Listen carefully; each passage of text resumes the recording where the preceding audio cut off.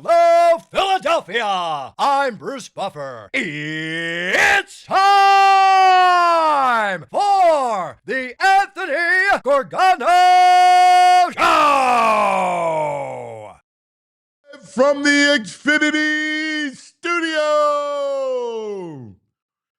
Happy Victory Monday! Oh, it felt good to say that. Welcome. This is the Anthony Gargano Show. Oh, my. What a performance. What a performance.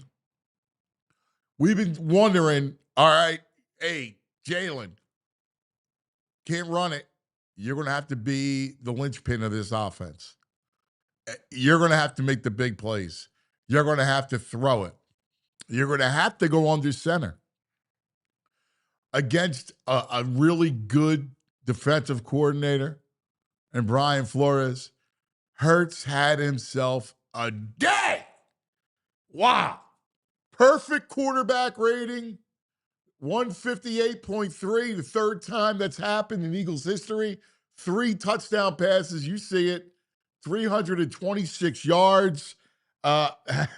He was unbelievable. 19 to 23, ball that hit the ground. I mean, his throws were incandescent, right? Like they were perfect. Mouse hole throws down the field. Beautiful, majestic, deep throws to AJ and Devontae. Well, we know that he makes that throw, right? And we saw it over the last couple of weeks where he kind of struggled, and all of a sudden, the wide receivers had themselves a day. Oh, my. Devontae, 9 for 183 and a touchdown. AJ, 4 for 121 and 2 tutties. Oh, my. But listen, it all stemmed from Jalen getting the ball out, seeing the field. The key to me, right, this whole thing, and I know that they worked on it, and I know that that was a thing that they wanted to do.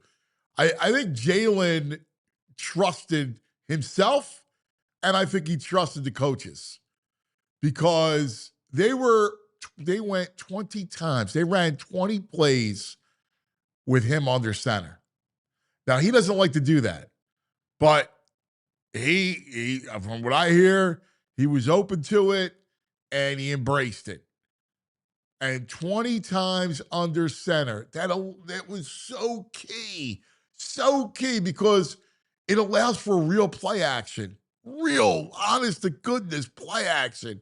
You can do so many different things when you have a quarterback under center and not just in shotgun. 20 times. We saw it. And it gave the offense so much more rhythm. It gave them so much more poise, so many more things to do and accomplish. Oh my God, it was a thing of beauty. And he was on the money. It's amazing with him. Every time you start to wonder, is he the guy? Is he really QB1 MVP?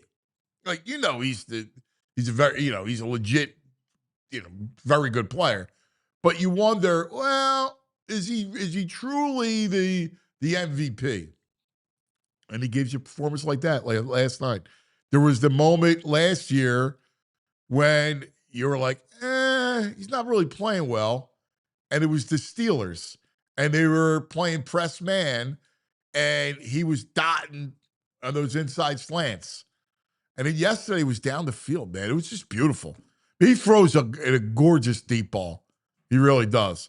And I think all that kind of was able to, especially if you can't run the ball.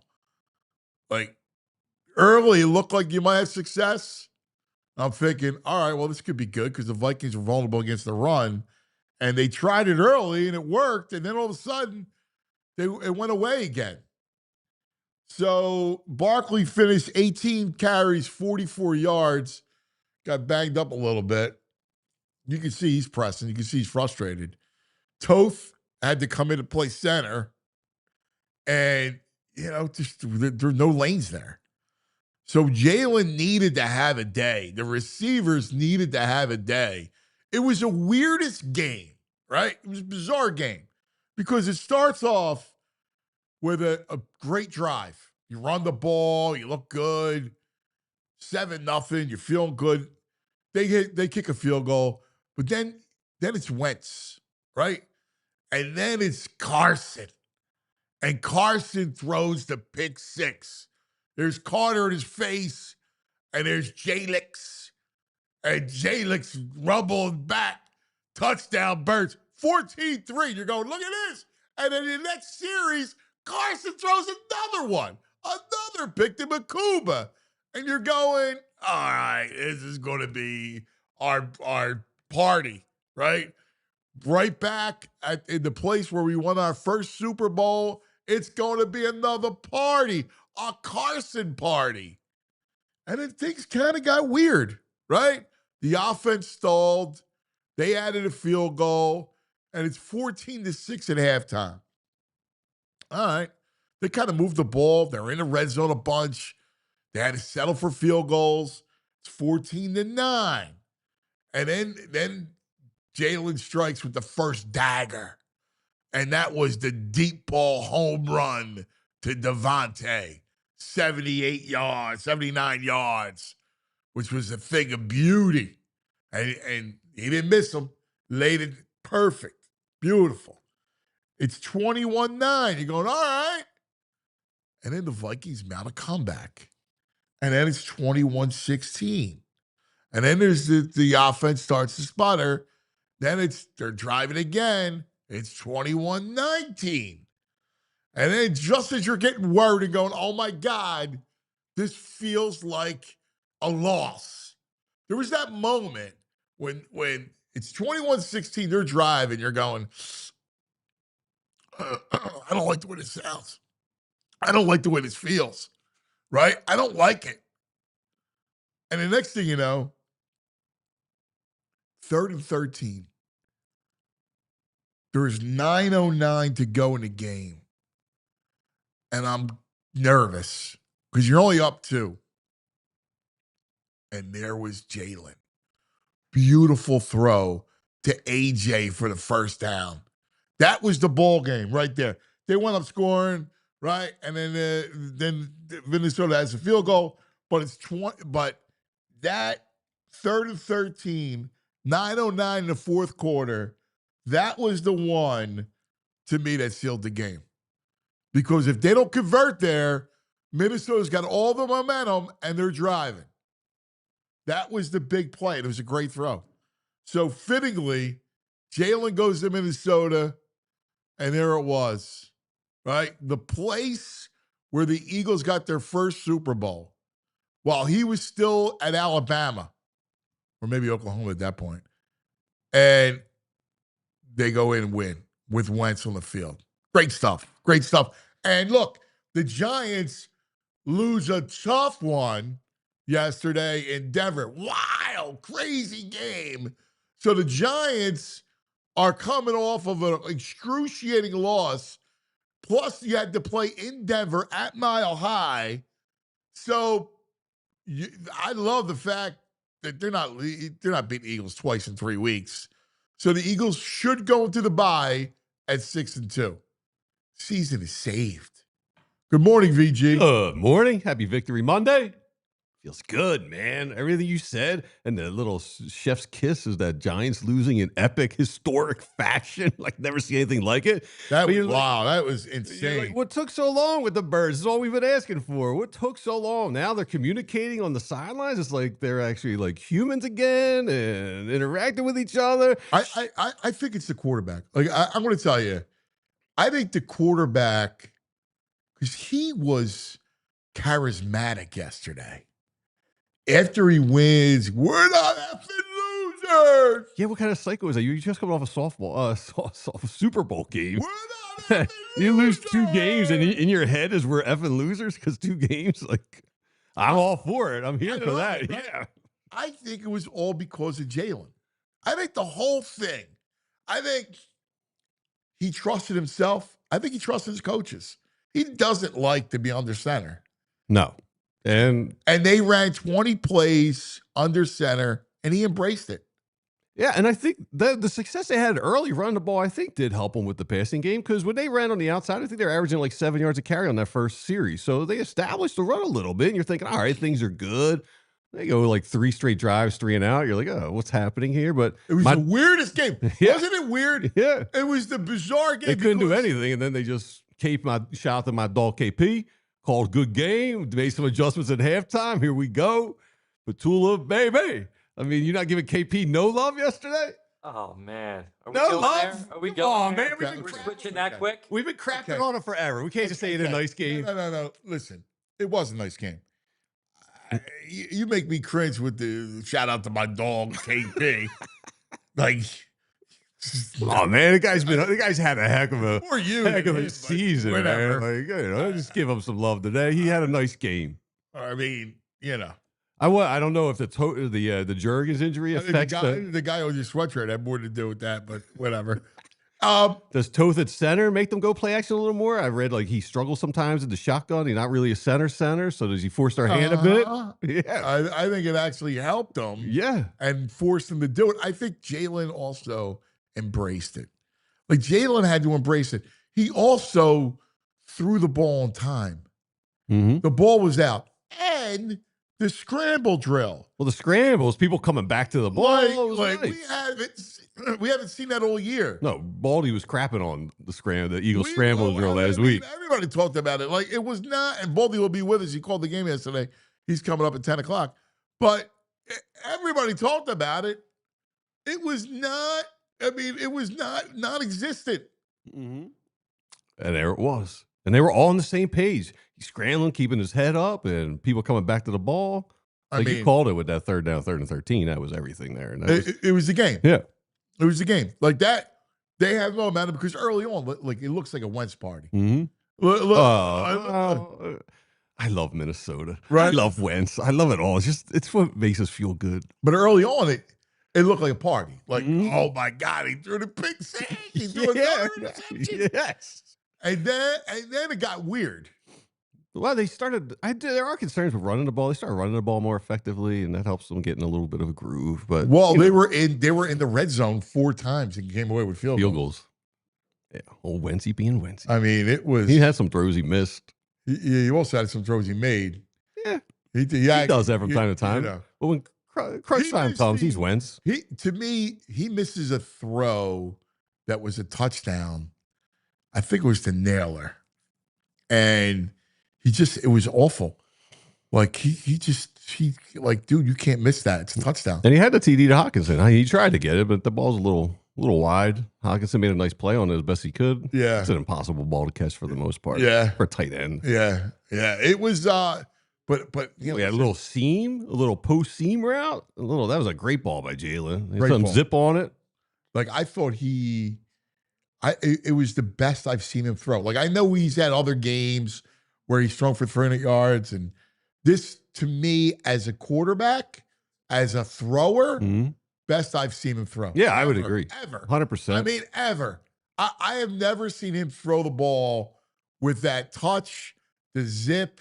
Like, listen, we know he throws a great deep ball, but they were beautiful. Like they were majestic, but he made every throw. Yeah, so what clicked? He made every throw. I truly believe that being under center helps a quarterback. It was so weird. Like at post-game Mailata, he's saying, last week I said, do your effing job. And he's like, Jalen did his effing job. It's like, I didn't even think that was on the radar of who he might be talking about do your bleeping job. But no, I told you. Listen, people, they needed him to kind of step up, especially without the run game. They needed him to play like this. He needed to get the ball out on time. I just thought he played as a quarterback and a thrower. I thought he was awesome. Perfect, as they say. Shout out to like forget about QBRs and all that stuff. Yeah. No, but oftentimes you watch the Eagles pass game and you go, all right, like it's okay. Like it's not great. There are some plays down the sidelines you like, right? Some deep balls you might like. There's the AJ outside the numbers. But usually you don't go, wow. Yesterday, it was wow. Wow. Yesterday, that was a passing game. And it wasn't excessive. It was right in the wheel, like 22, 23 attempts. Perfect. That's like the number we've always said was the sweet spot. Devontae Smith is so quietly sneaky, ridiculously good. Like he's not flashy, but man, he makes the catches jumping and like every catch he needs to make. We talked about it on Friday. Yeah. We talked about it on Friday. He's so good. But it's like this quiet, sneaky assassin, man. Like you just get him the ball. If he was one, like you forget how great he was in college. Oh, I remember that championship game. Like, dude, he was the most unstoppable force in that championship game. He was all over the field. Like you were like, oh my God, this dude's unbelievable. Yeah, and it's overshadowed sometimes by AJ, but man, he's all one. He's a stud one. Stud. And Coop, great game. That kid again flies everywhere. He makes tackles all over the field. Dude, he makes the play on Jefferson. Yes. Like, I don't care what Jefferson said. Jefferson goes, it was more me than him. Yeah, right? Sure. He should have had the touchdown. That was a great play. That's a great play because as anybody else, he does catch that ball. Yeah. It was relentless. Coop, not Coop, but Quinyon was a little slow coming out of breaks. You could see, but man, he's still, I think, lined up against Jefferson. I mean, he had like one catch against Quinyon. Yeah, and those kids are so good. You see, he was like a step slow coming out of his breaks. And he's dealing with a hamstring, Mm-hmm. Yeah. Like, that is, I got to tell you, I was just blown away. I was blown away. It was such a great win. It was such a great, but how they did it. Because now how they did it gives me like immense hope that they are among the elites again. That they can beat anybody. Like honestly, I was the way they were playing, I was like, I don't see them as one of the elites.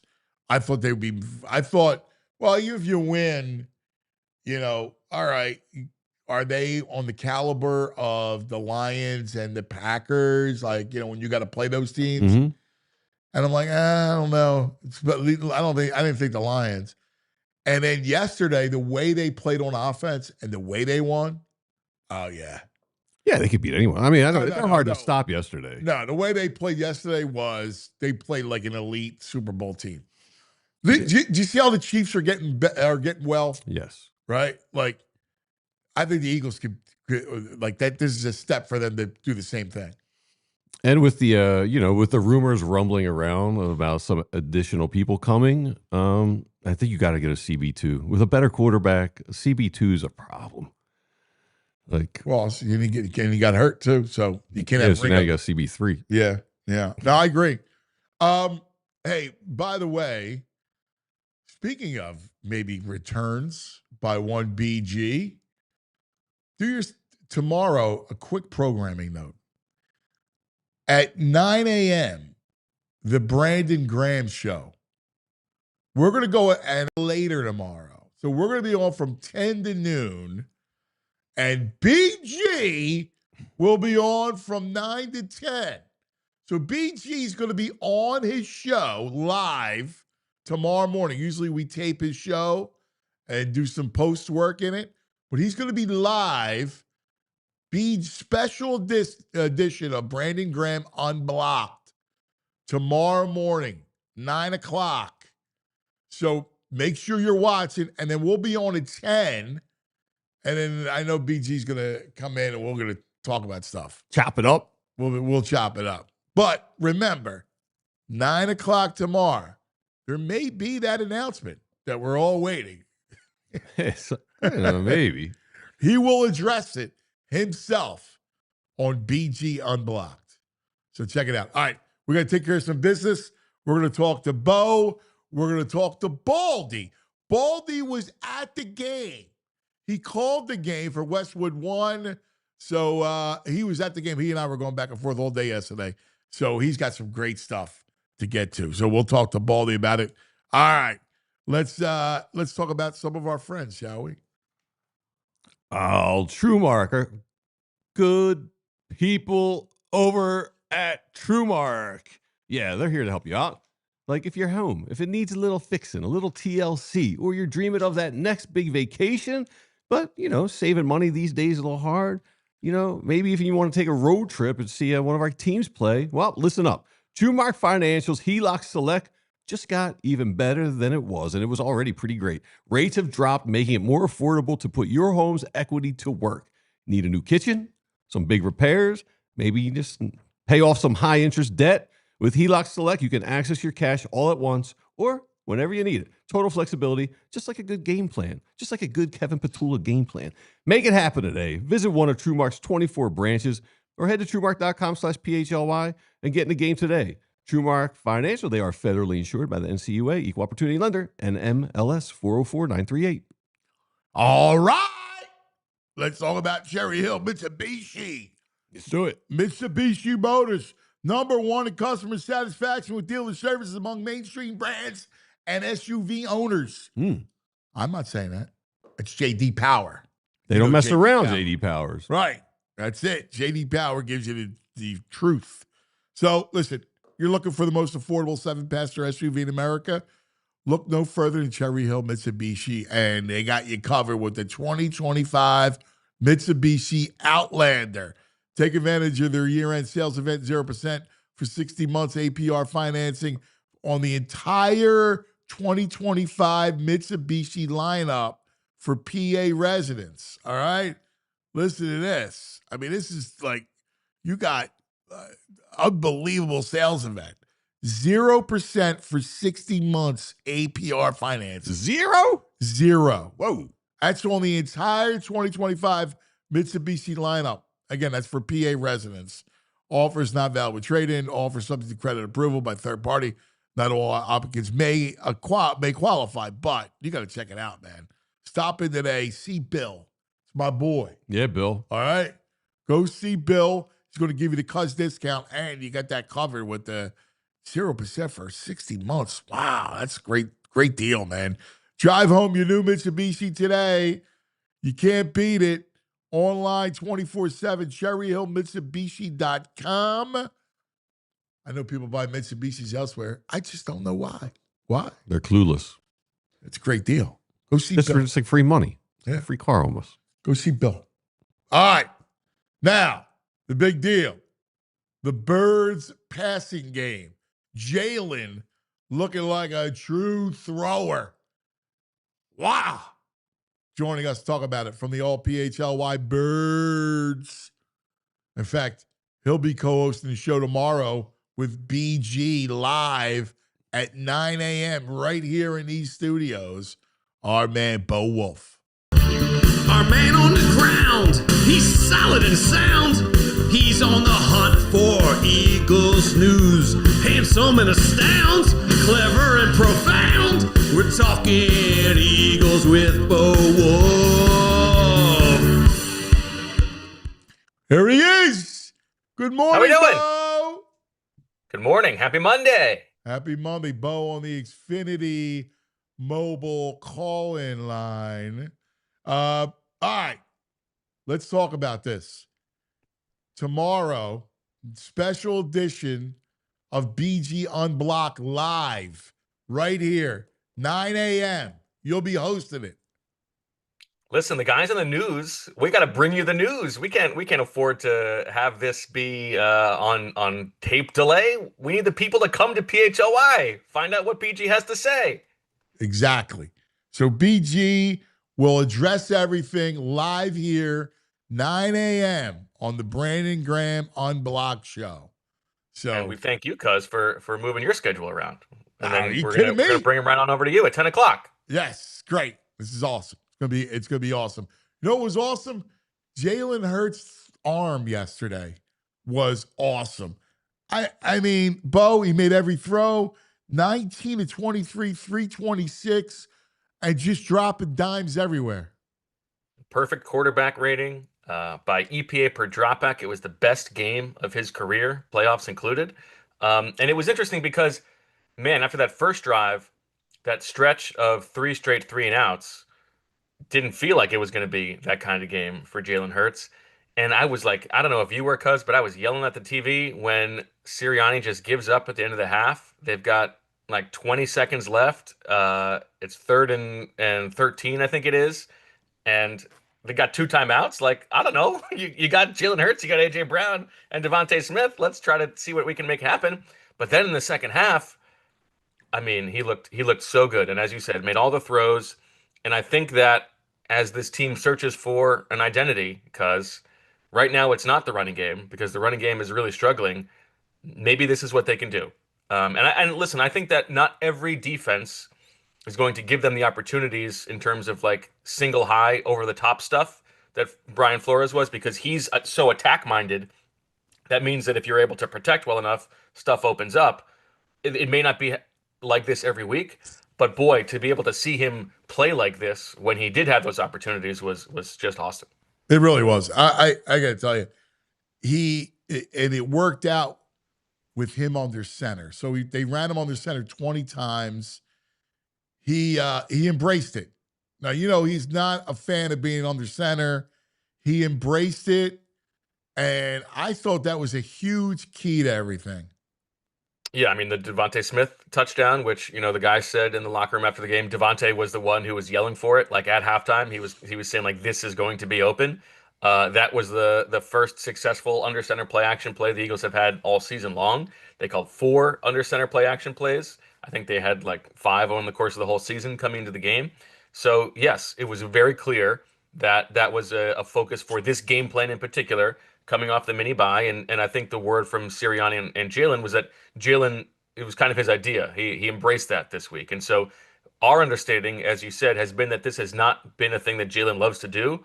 And so I think it is meaningful that he was willing to come to them and say, this is something that is going to help the offense. Yeah, I gotta tell you, I was I love the way I love the way he threw the football, right? So the fact is, let me ask you, Cuz, what was your favorite throw he made? Because I wonder if we have the same answer. The seam throw. The seam throw was great, and he doesn't usually attack there. That was a great throw. He threw it with authority and zip. Yes. So listen, I know he can make down the field throws. Like, yes, I know he can do that. And they were beautiful. I mean, they were majestic and pretty, right? But we've seen that. Yes. The seam throw, I haven't seen that. That was he did it with authority, command. I mean, between that and the 3rd and 13. That's the one for me. It's those two, because that is something that has been missing from this offense. Is there are a lot of things we'd love to see in the offense. We'd love to see more motion and all this other stuff. But we do have to at some point accept that that's not who this team is. But within the constraints of who they are, one thing that has been missing is the ability to make those plays when Jalen leaves the pocket. And we've talked, like, there are so many times where Jalen flees the pocket and he just has to throw the ball away. And on 3rd and 13, for him to dot AJ Brown on the sideline like that was really encouraging, I thought. And listen, even the first touchdown to AJ comes from him breaking the pocket, and it's a scramble play, and he tells AJ to go. Like, that connection, I thought was really encouraging. Well, you know what's funny? Normally, when he's directing, it's horrible. It doesn't work. Yes. Right? Like, it's bad. But yes, it was perfect. Like, he directed a touchdown. I mean, he looked like Scorsese, right? Like, directing. Like, Ooh, I like that. Unbelievable. But the throw, that was such a huge part of the game, because it's 21-19. Yes. And you had just gotten a 3 and out. They had momentum. And if you're punting there, I was like, uh-oh. I think one of my buddies said it feels like a loss. Like, feels like this is a loss coming. I think there were a lot of Eagles fans thinking that at that point. And yes, I mean, we have talked about before, like, Jalen is a legs thrower, not an arm thrower, right? And so for him to make that throw was an impressive throw. And he's worked on that. But I'm with you. In the 3rd quarter, I was worried that this was going to be a loss for Eagles fans, and we'd be coming off 3 straight losses. But credit to Jalen and the way he played, and also his force of personality, and him coming off the field yelling at Howie Roseman, "We ain't effing losers no more." I mean, where'd that come from? Because he hates to lose. No, it's the one thing we know about him. I know he does. but we're not effing losers. Like, you're not. Who would think you're effing like one thing I don't think you are, coming off the Super Bowl and Right. being He's lost like 2 games in 2 out of the last 24 exactly games. like Come on. you're not losers. But I think it's an interesting picture into his mind. I mean, he really does. There's do you like winning or do you hate losing more? It's not even close for him. Like I think he would rather. I'm just like, the Super Bowl is nice. It's more important for him that he doesn't lose to the Vikings. You're right, and you know what? That's a dream, and you know why? Because once upon a time there was a franchise quarterback who had a lot of ability. A lot of ability, and especially when he was young, and he could run, and he was big, and he was strong. And he had a cannon, but could throw the ball through a brick wall. Who's storytelling now? He didn't hate to lose. He didn't. He wanted to win, but he didn't hate to lose. He also wanted to win his way. Oh, yeah.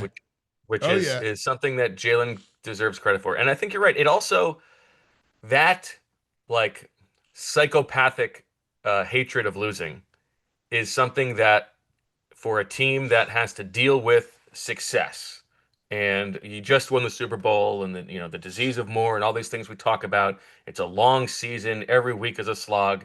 That hatred is a really important guard against complacency and not fighting every week to make sure that you're not on the other side and that you're not losing to Jackson Dart and Cam Scattaboo for a second time in 3 weeks.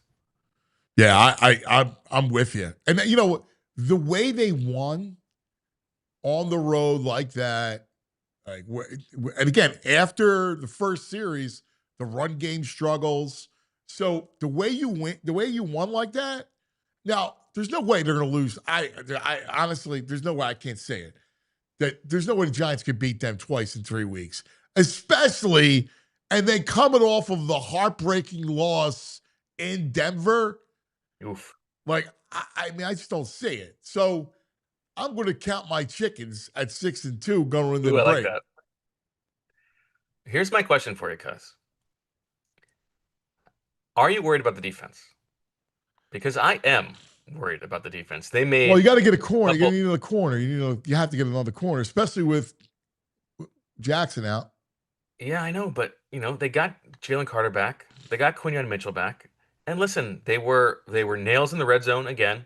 1 for 6 for the Vikings. They caused 2 turnovers. They scored a touchdown. They're making big plays, but on a per play basis, the defense is struggling right now, and it goes in concert with we need the offense to pick it up, because if the defense is not going to be elite, it's going to be just good.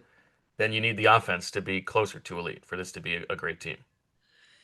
Yeah, where is the problem is you need an edge. Like, you need another edge. Like, you're too a veteran thin. edge with some history and some toughness. Some veteran leadership, and I mean, a great laugh that would help. I mean, let's be realistic, right? Like, so the Nolan Smith injury hurt. Like Carter's was much better yesterday.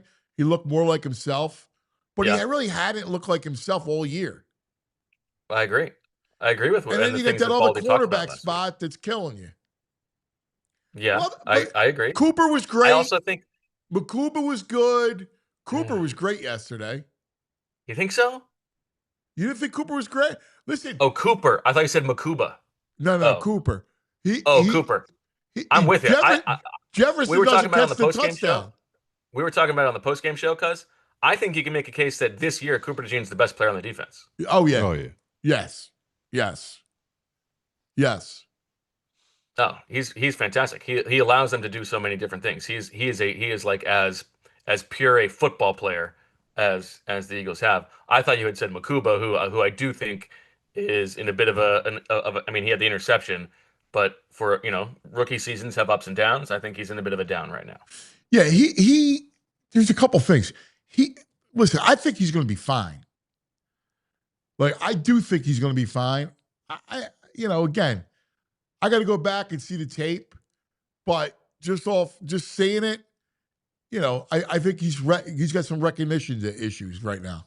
And some I think you're tackling right. issues. But the recognition comes before the tackle. And listen, he's never going to be. He's not Wes Hopkins, right? But the recognition thing is what I'm kind of concerned about. Well, that is the problem when you draft someone who has physical limitations, which he obviously has because he is so slight. He has to get everything else right, and it's unreasonable to expect that a rookie at a very difficult position to play is going to see everything right away. I mean, that is unrealistic, and the Eagles are able to paper over it a little bit. But until he's able to see it all really well, he's going to be a bit of a weak link.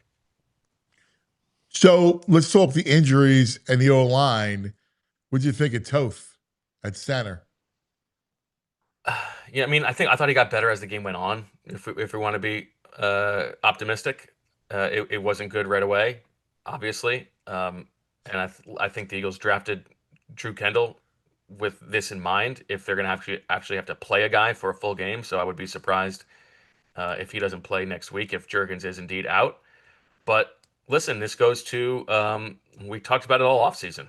I think we were worried about the offensive line depth for this team, for a group that doesn't usually have to worry about that. And right now it is coming home to roost a little bit. Yeah, it really is. And you see it in the run game, man. Like Saquon's getting frustrated. I don't blame him. No, right? There's nothing there. No lanes. I mean, his best plays this season have been like 3-yard gains when he makes a guy miss in the backfield.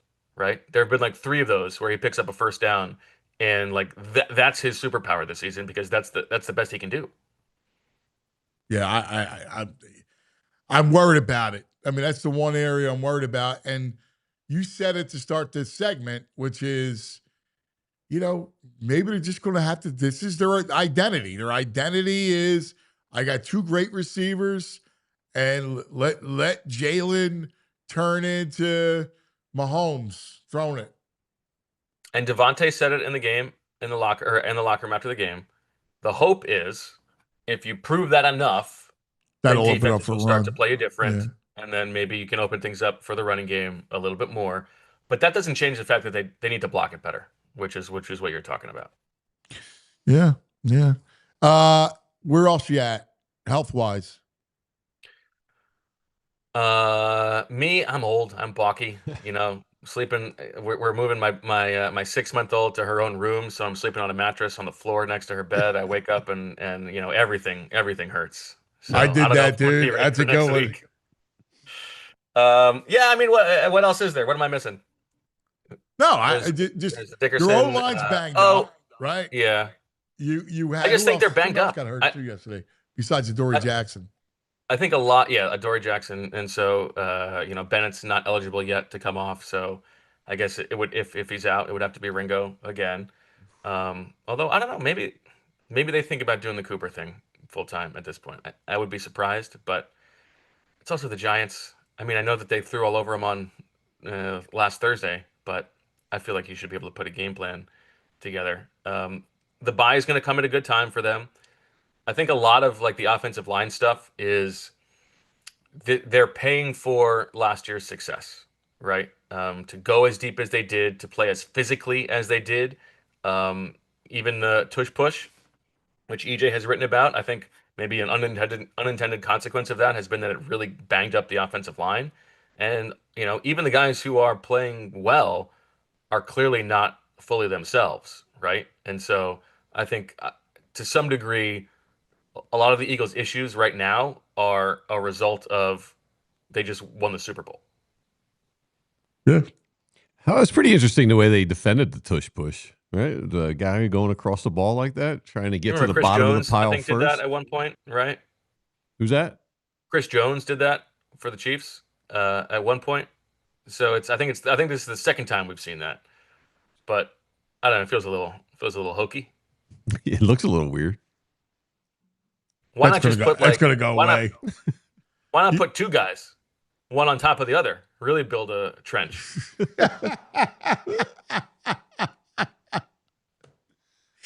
Leave it to Bo. I love it. All right, so we got it tomorrow morning. Give us the layout here. Bo Cronkite. You know what? I don't know if you guys read EJ's piece this morning, the early bird on allphly.com, which you can read if you're a subscriber. But he's got a nugget in there. He says that there is momentum towards the Eagles, but bringing back Brandon Graham potentially as early as this week and potentially as early as today. So if that is a possibility, and if that happens, I believe the first time you'll hear from Brandon Graham will be on his show tomorrow morning at 9 o'clock. Yeah, no, it's not a belief. It's the first time you'll hear from Brandon Graham about the news will be tomorrow morning, 9 a.m. with Bo Wulf, live, special live edition of Brandon Graham Unblocked. Wow. Should I ask it should we just talk about other stuff and not even address it? Yeah. That's what you would do. You went to Michigan this weekend. We could talk about that. To do that, and right about 9:55. Oh, BG, you coming back? Yeah, exactly. That's great. All right, brother. Great stuff as always, buddy. We appreciate it. Thanks, guys. Enjoy the win, morning. as Andy would say. You're in place of me tomorrow morning, 9 a.m. Oh, let's not go that far. 9 a.m. All right. I can't fill those shoes. We'll be there at 10. All right. We'll go 10 to noon tomorrow. Bo and BG, 9 to 10. Thanks, brother. Love you, buddy. Thanks, guys. Here he is, Bo Wulf. What was that? Nice adjustment. What was that sound like? Hey, they made a nice adjustment on the. Thank you, Andrew. I thought that was That was a weird sound, man. He's weird today. You gotta stay away from animal-specific dog sounds. You're just not good at like dog sounds. You're like trying to howl it. No, wasn't that at all. That was a howl attempt. I don't howl. I'm not a howler. Anyway, it's a nice adjustment on the kick return yesterday. Yes. Yeah. With Tank, keeping Tank away. Yes. Xavier, it's Gibson? Gibson? Yes. That was a nice addition. Gibson, I want Tank nowhere near. No, dude. Like, you're like, oh, wow, they can actually start with the ball past the 35 or the 30. It's like, all right. No, yesterday, thank God. I'll tell you one thing, though. This league is batty. What's that? The stats on the Giants game is just unbelievable. Dude, the Broncos scored 33 points in the fourth quarter.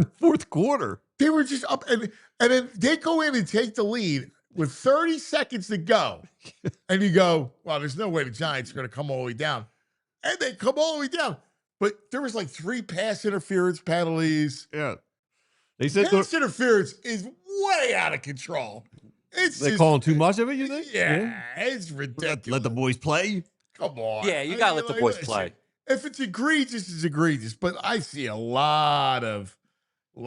Kevin Harlan, he has said that it's 1,602 consecutive games when leading by 18 or more points with 6 minutes to go in the fourth. No team has ever lost until the Giants lost yesterday. Wow. Now, that's going to bode well, man. Oh, yeah. Do you see them after the game? They're like kicking stuff, just miserable. Yeah. Good. I think the Eagles destroy them next week. I would agree. Revenge. Can I also, Kevin Harlan, why I just bring him up?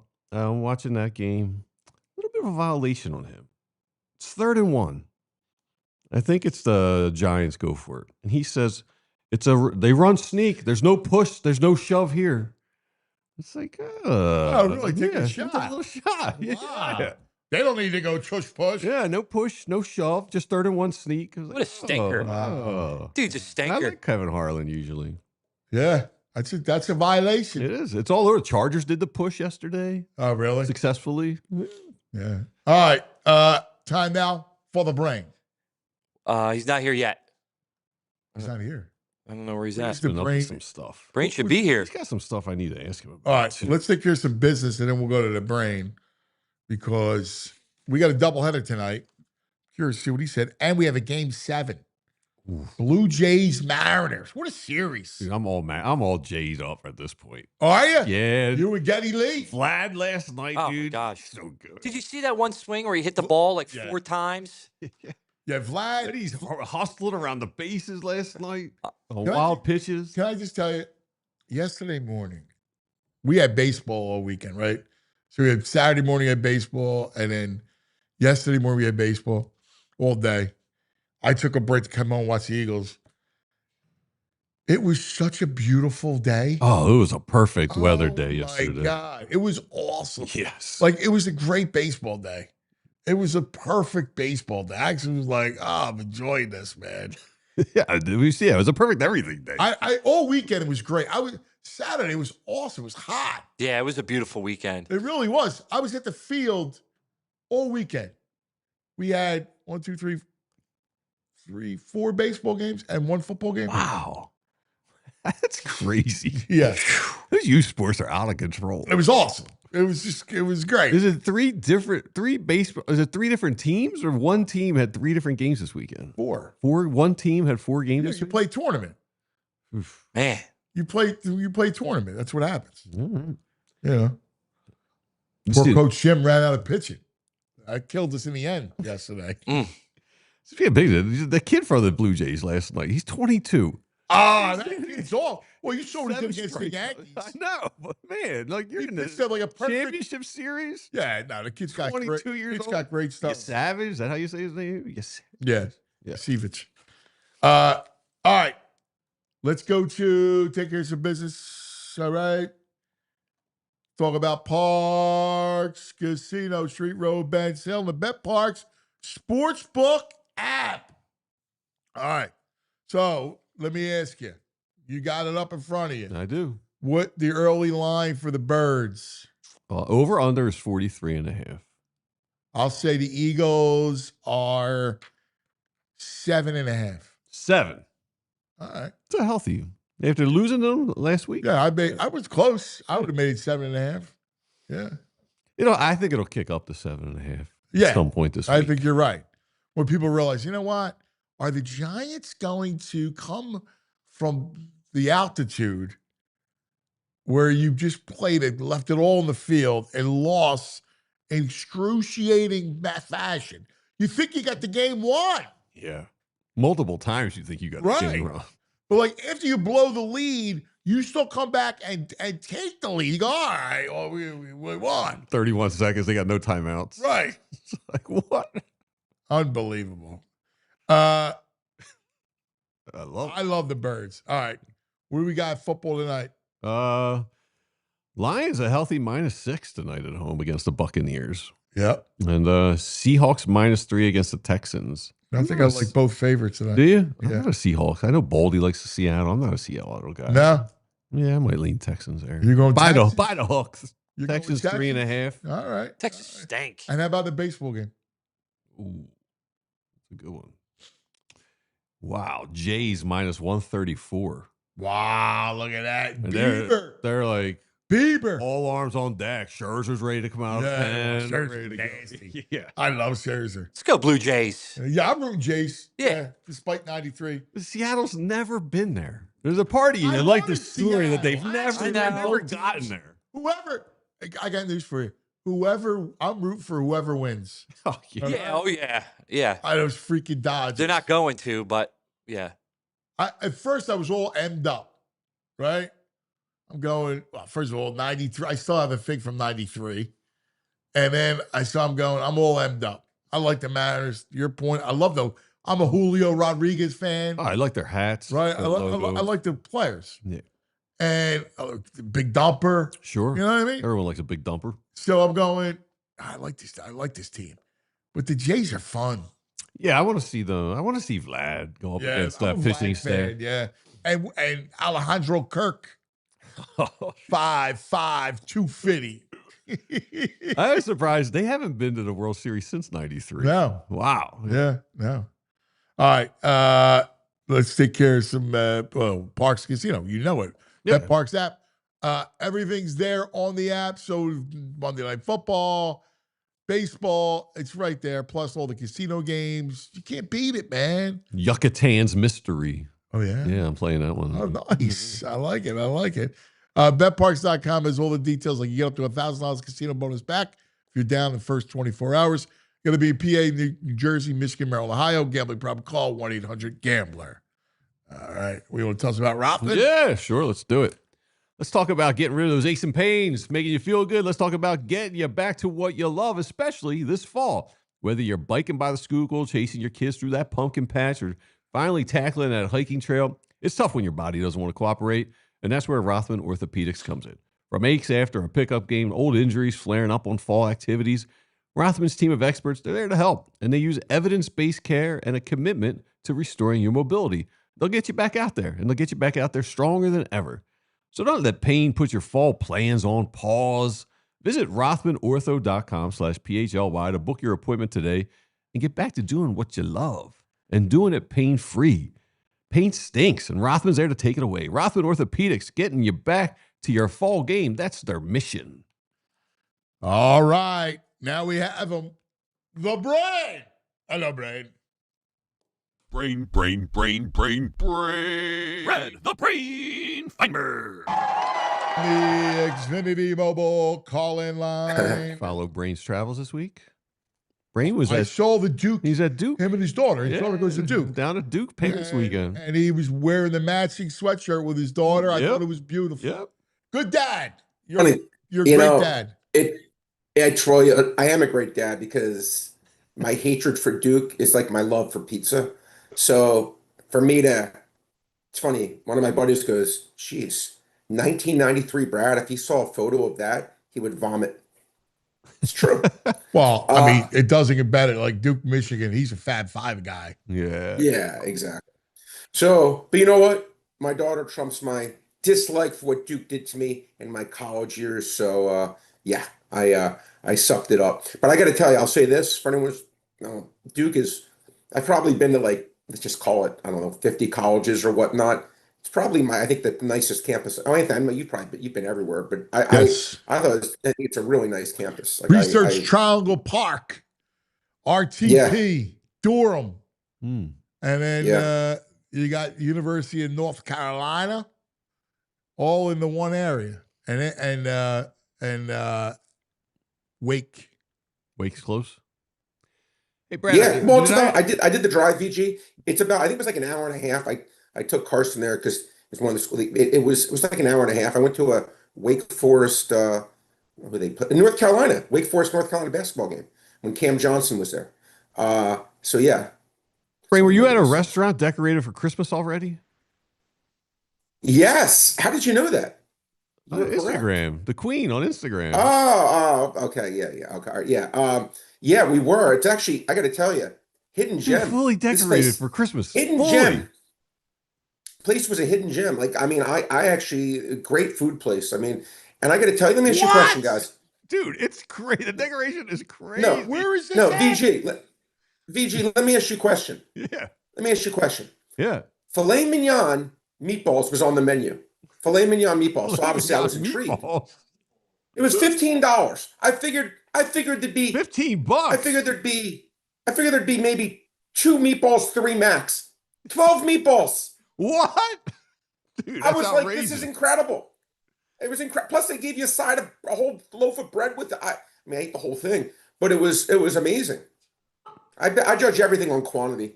I'm sick. Is that acceptable in filet mignon meatball? No, I didn't think so. No, wait, whoa, why? What was the? How was it cooked? That was such a look of disgust. I love it. No, because you're just looking at me like, don't you have any knowledge, Brad? how was it? No, how was it cooked? It cooked what tasted good in my stomach. No. How was it served? And they put it in marinara sauce. Okay, so it was in a sauce. Yeah, no. Yeah. A meatball is beef, veal, and pork. And I hate letting you down with food issues. No, I mean, listen, I'm sure it's good. But like, first of all, I'm not getting a meatball in North Carolina. You know what I mean? What?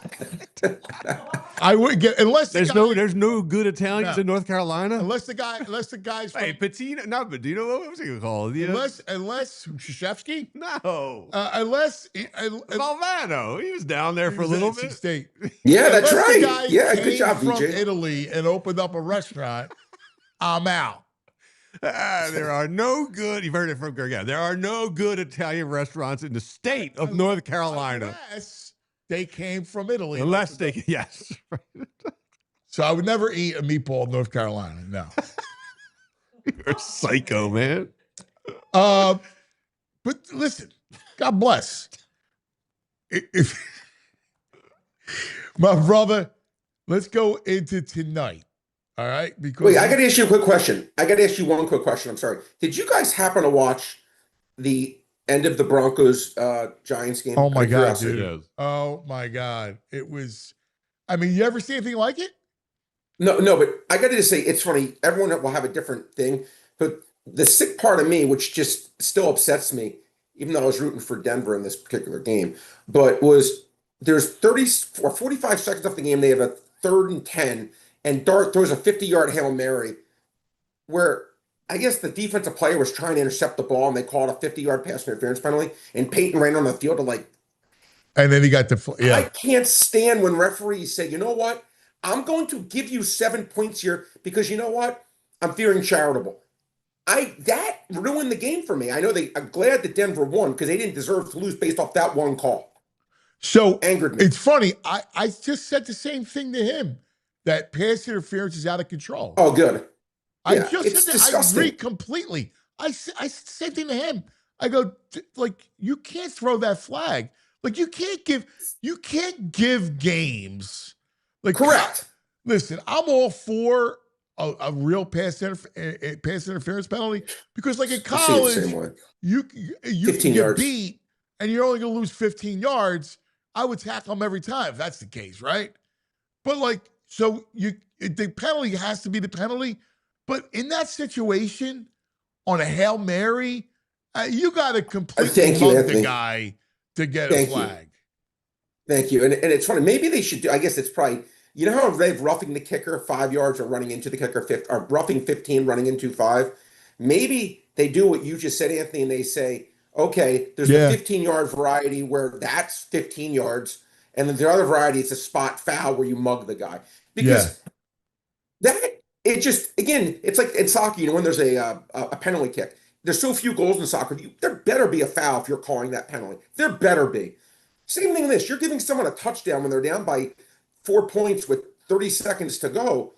You better be right. And he was as wrong can be. That was not pass interference. I agree. And I just, it really ruined, it got me in a bad mood. But anyway, right side won in terms that they overcame the bad call. But anyway, but congratulations to Eagles fans. Great. You know, listen, got back on track. You know, beat a team that obviously, you know, not a bad team. And to me, just any win is a good win at this point for them. Yeah, obviously there's some things you would like to see better or whatnot, but I was. Hey man, watching Jalen throw it like that. I mean, I gotta tell you, from 20 times under center, 20 times, and he didn't like doing it, and he was like, he embraced it. He embraced being uncomfortable, and I thought he played his best game as a throwing quarterback. I thought that was his best. I agree. Anthony, I couldn't agree more with you. I couldn't agree more with you. And again, listen, we always say it's the NFL. These things change and can change. Like, it's funny, just Anthony, 2 weeks ago when the Chiefs lose to Jacksonville, they're like, oh my God, the Chiefs stink. Now they're power rated #1 team in the NFL. Things can change. And I was excited at least to see the Eagles, you know, get a win in a game that obviously could have gone either way. And they came out of Dodge, which was good. And now you see Washington, they're going to be done. Giants lost 3 How long games is Daniels out for? Well, I mean, he's going for an MRI. I mean, I'm assuming this. I didn't know if you read it. I didn't know if you heard it. I got my medical degree, so no. But I would guess if you heard it. No, I know I didn't read, but I'm assuming hamstring. He's probably, I'm guessing, has to be multiple weeks. I mean, I would think the way he walked off the field. Yeah. I'm with you. I think this team's done. I think Washington is done.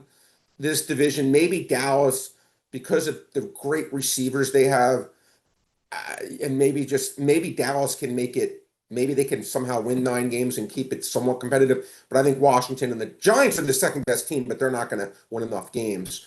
To me, this division really should be the Eagles, and again, hopefully they're healthy for week 18. Yeah, it's good. It's crazy, right? Because Washington's going to come in 4th. they have a chance to come in fourth. I agree, Anthony. I actually agree with you. I mean, because if he's out for any period of time, Mariota gets exposed, and they're going to lose games. Giants aren't horrible, as we know.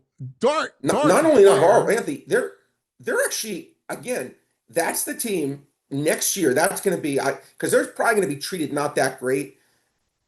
I think this is the team for the next 5 years of the teams what the Eagles are going to have to battle with, because this quarterback's for real. Yeah, and they get neighbors back. Yeah, they get neighbors. But again, this year, who cares? They're not going to do anything. But going forward, but again, Eagles, again, I was just happy to see them get a big win. They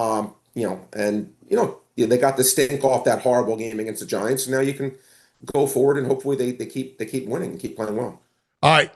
Who do you got tonight? Courtesy of the Brain, courtesy of the Bet Park Sportsbook online casino app. Well, Anthony, here's the thing. I always say again, no, we choose in life to be consistent or we choose to be right. Detroit, big bet of mine. Big bet. But I was not expecting, when I said that, I was not expecting Mike Evans to play.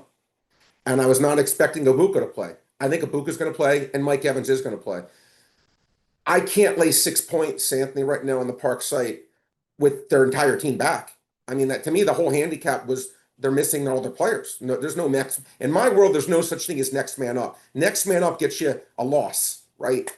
So, but now they have their team. So to me, at 6 points, I got to be honest, actually lean Tampa Bay. I got off my bet.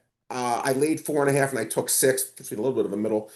I only can lean Tampa Bay because they're now getting healthy and they're getting these receivers back, Anthony.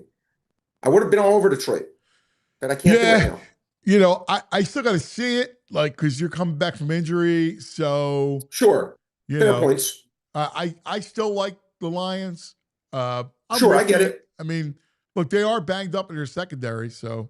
Yeah, Anthony. Again, I like Detroit as a team better for sure, and I was really going to roll with them. I'm like, okay, it's Baker Mayfield. Who's going to throw to me and you? I mean, like, just again, because I know Detroit's going to score their points, right? But I think Detroit's going to. I mean, I think Tampa Bay's going to score theirs. The other game, Anthony, that's the game I really like. You could lay 3 points with Seattle. I know VG was talking about he made like Houston plus 3.5.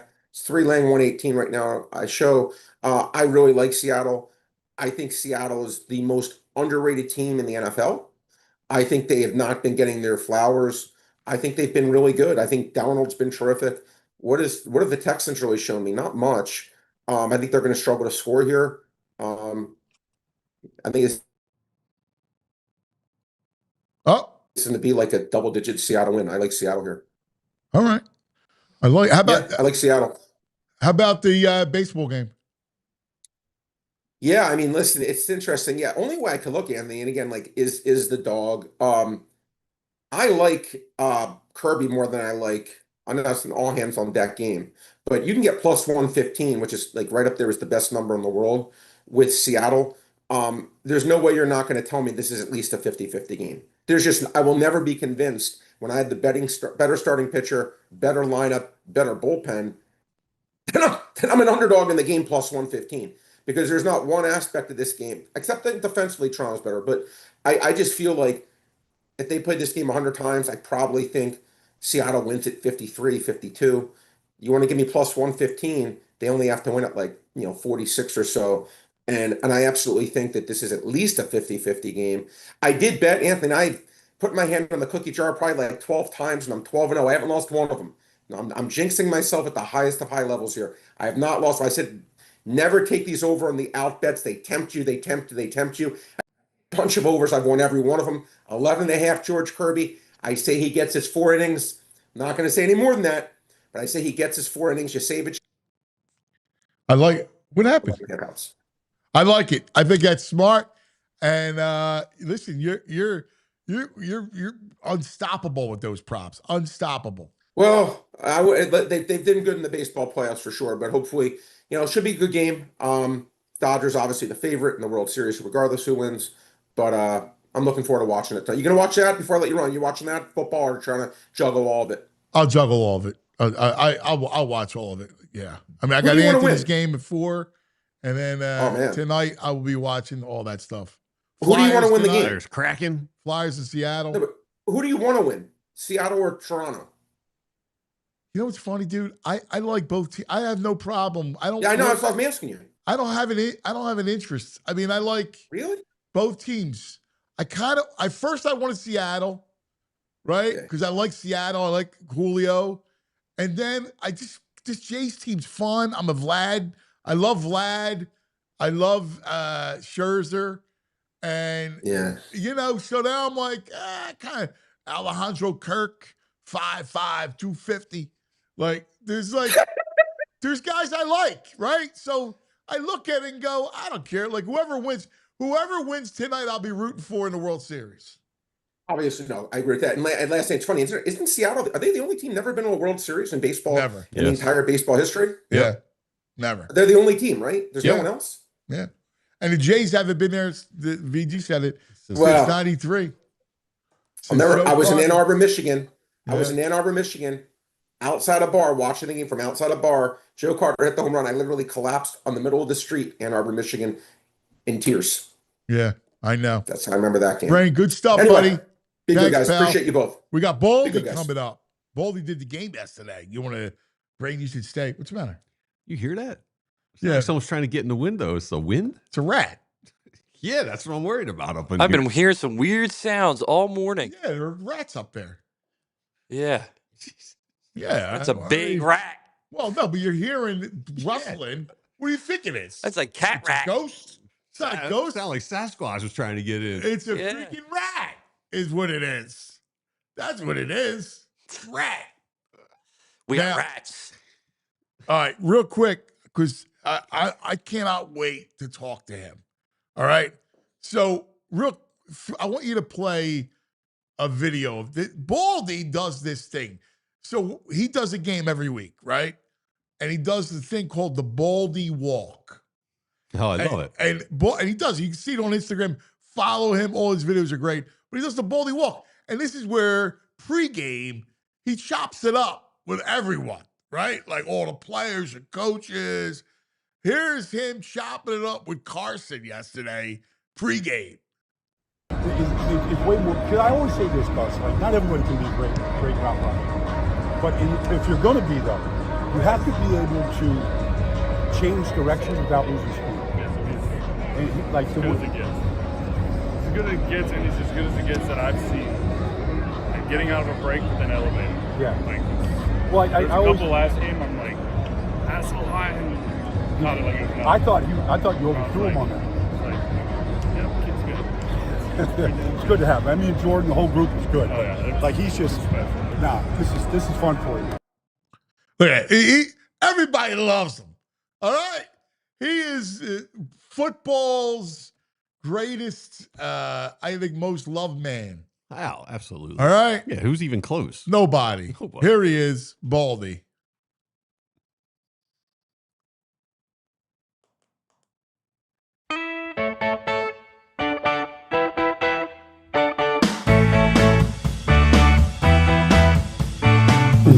Baldy. Oh, let's talk some football.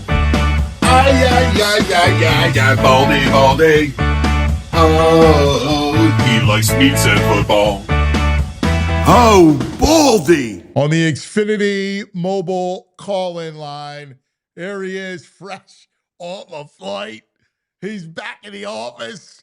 He had trouble getting out last night, but he's there this morning, breaking it all down. Good morning, my brother. Good morning, cuz. Good morning. Yeah, that was rough getting home last night, but I got a couple hours, man. I'm all right. I've got a little coffee here. I'll be ready to roll all day. But that was pretty unexpected. That type of explosion from the big plays. I mean, all the way around. Defensively, big plays. Offensively, big plays. The receivers have a historic day. But it's interesting, you showed some of those clips. I was talking to Carson. So, sometimes these coaches, they're down there in the field before a game, and they're honestly just looking for somebody friendly to talk to, So I know Kevin Petula, but it's not like I go up searching him out, So he comes up and he goes, "Hey, Baldy, Kevin Petula." I go, "I know who you are, Kevin. We've met him." So honestly, I felt like he needed a friend. like all of everything that he's been under for 10 days, not 7, 10 days, since that last loss. And so, we just started talking about Eagle fans. And, I was telling him about like when Eagle fans were booing us one year when we were 4-0 and Randall got hurt and we throw a pick 6 in the first quarter and the Eagle fans are booing us out of, Veterans Stadium. It's like, and I was like, I know Kellen Moore was feeling it last year too. At sometimes he goes, oh, yeah, so we're just, and then, he was just telling me, I'm like, I just feel like, Kev, like the play action pass game is something, that could really benefit you guys. And he goes, yeah, I think you're going to see us under center a little bit today. And, Lane had told me that too. Saquon had told me, and they went under center and they got the biggest play of the season to Devontae. So it wasn't the whole game plan. It was a piece of it. And honestly, the corners of Minnesota couldn't hold up against Devontae and AJ. Yeah, I give Jalen a ton of credit because he embraced it. Like, I know that this is something they've wanted to do for a while. I know Kellen Moore wanted to do this, right? But on this day, Jalen embraced it. And Baldy, you've broken down every one of his games. I thought yesterday he threw it the best ever. Like, there's been other games where he's piled up yards and all, and they were running RPO play action. Guys were wide open. But yesterday, the 3rd and 13 to AJ, that was really the game, right? Yeah.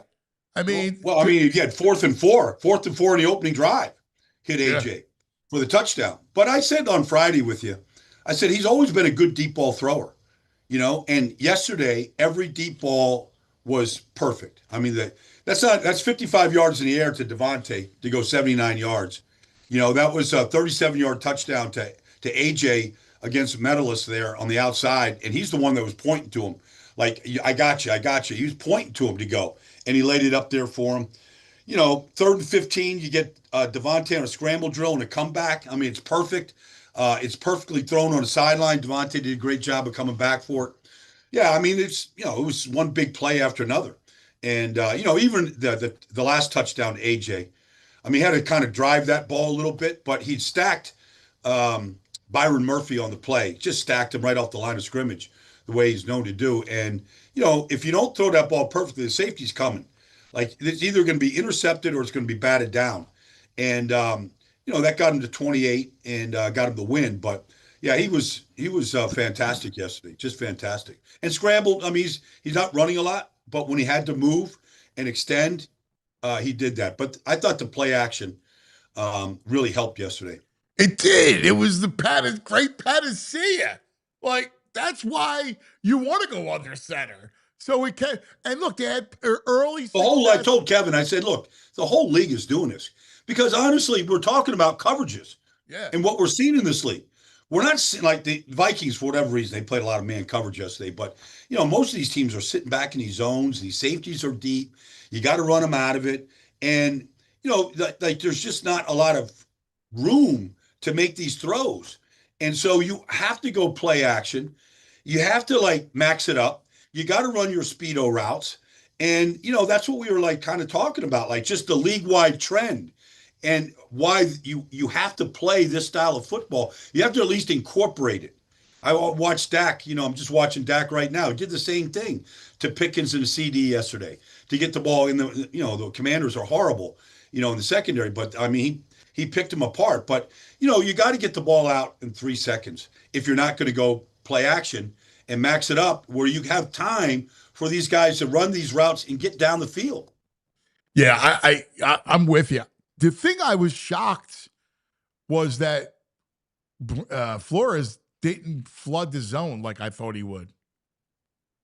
They made some mistakes there. There's 2 plays in the second half. Devontae's wide open in the middle of the field. Nobody matched up with him. Nobody squeezed him. I mean, they're just expanding from the safety point back, and Devontae's just sitting there. I mean, Jalen saw him pretty easily, but there was nobody around him. And then they really didn't cloud these go routes. I mean, Devontae ran a great double move on Isaiah Rodgers for the first, for the big one, but it was just a little bit bizarre. Yeah, I got to tell you, didn't expect him to play it like that. I was stunned when I kept waiting for it. Like sometimes I don't understand the league, right? Like if you see something that works, like I know they're pouring through film, right? So the last 3 games against the Eagles, right? Like you see how you're playing them, and why the offense struggles. Why wouldn't you play the same way? I don't know. I'm kind of with you. Like I would have adopted some of the same principles the Giants or the Broncos did, but I was talking to their best pass rusher, Jonathan Greenard, and he's a really good guy. He's a really good player, very detailed in his and honestly, he was invisible yesterday. And I asked him, I said, "What do you think of the 2 tackles you're going to go see today?" And he goes, "They're the best.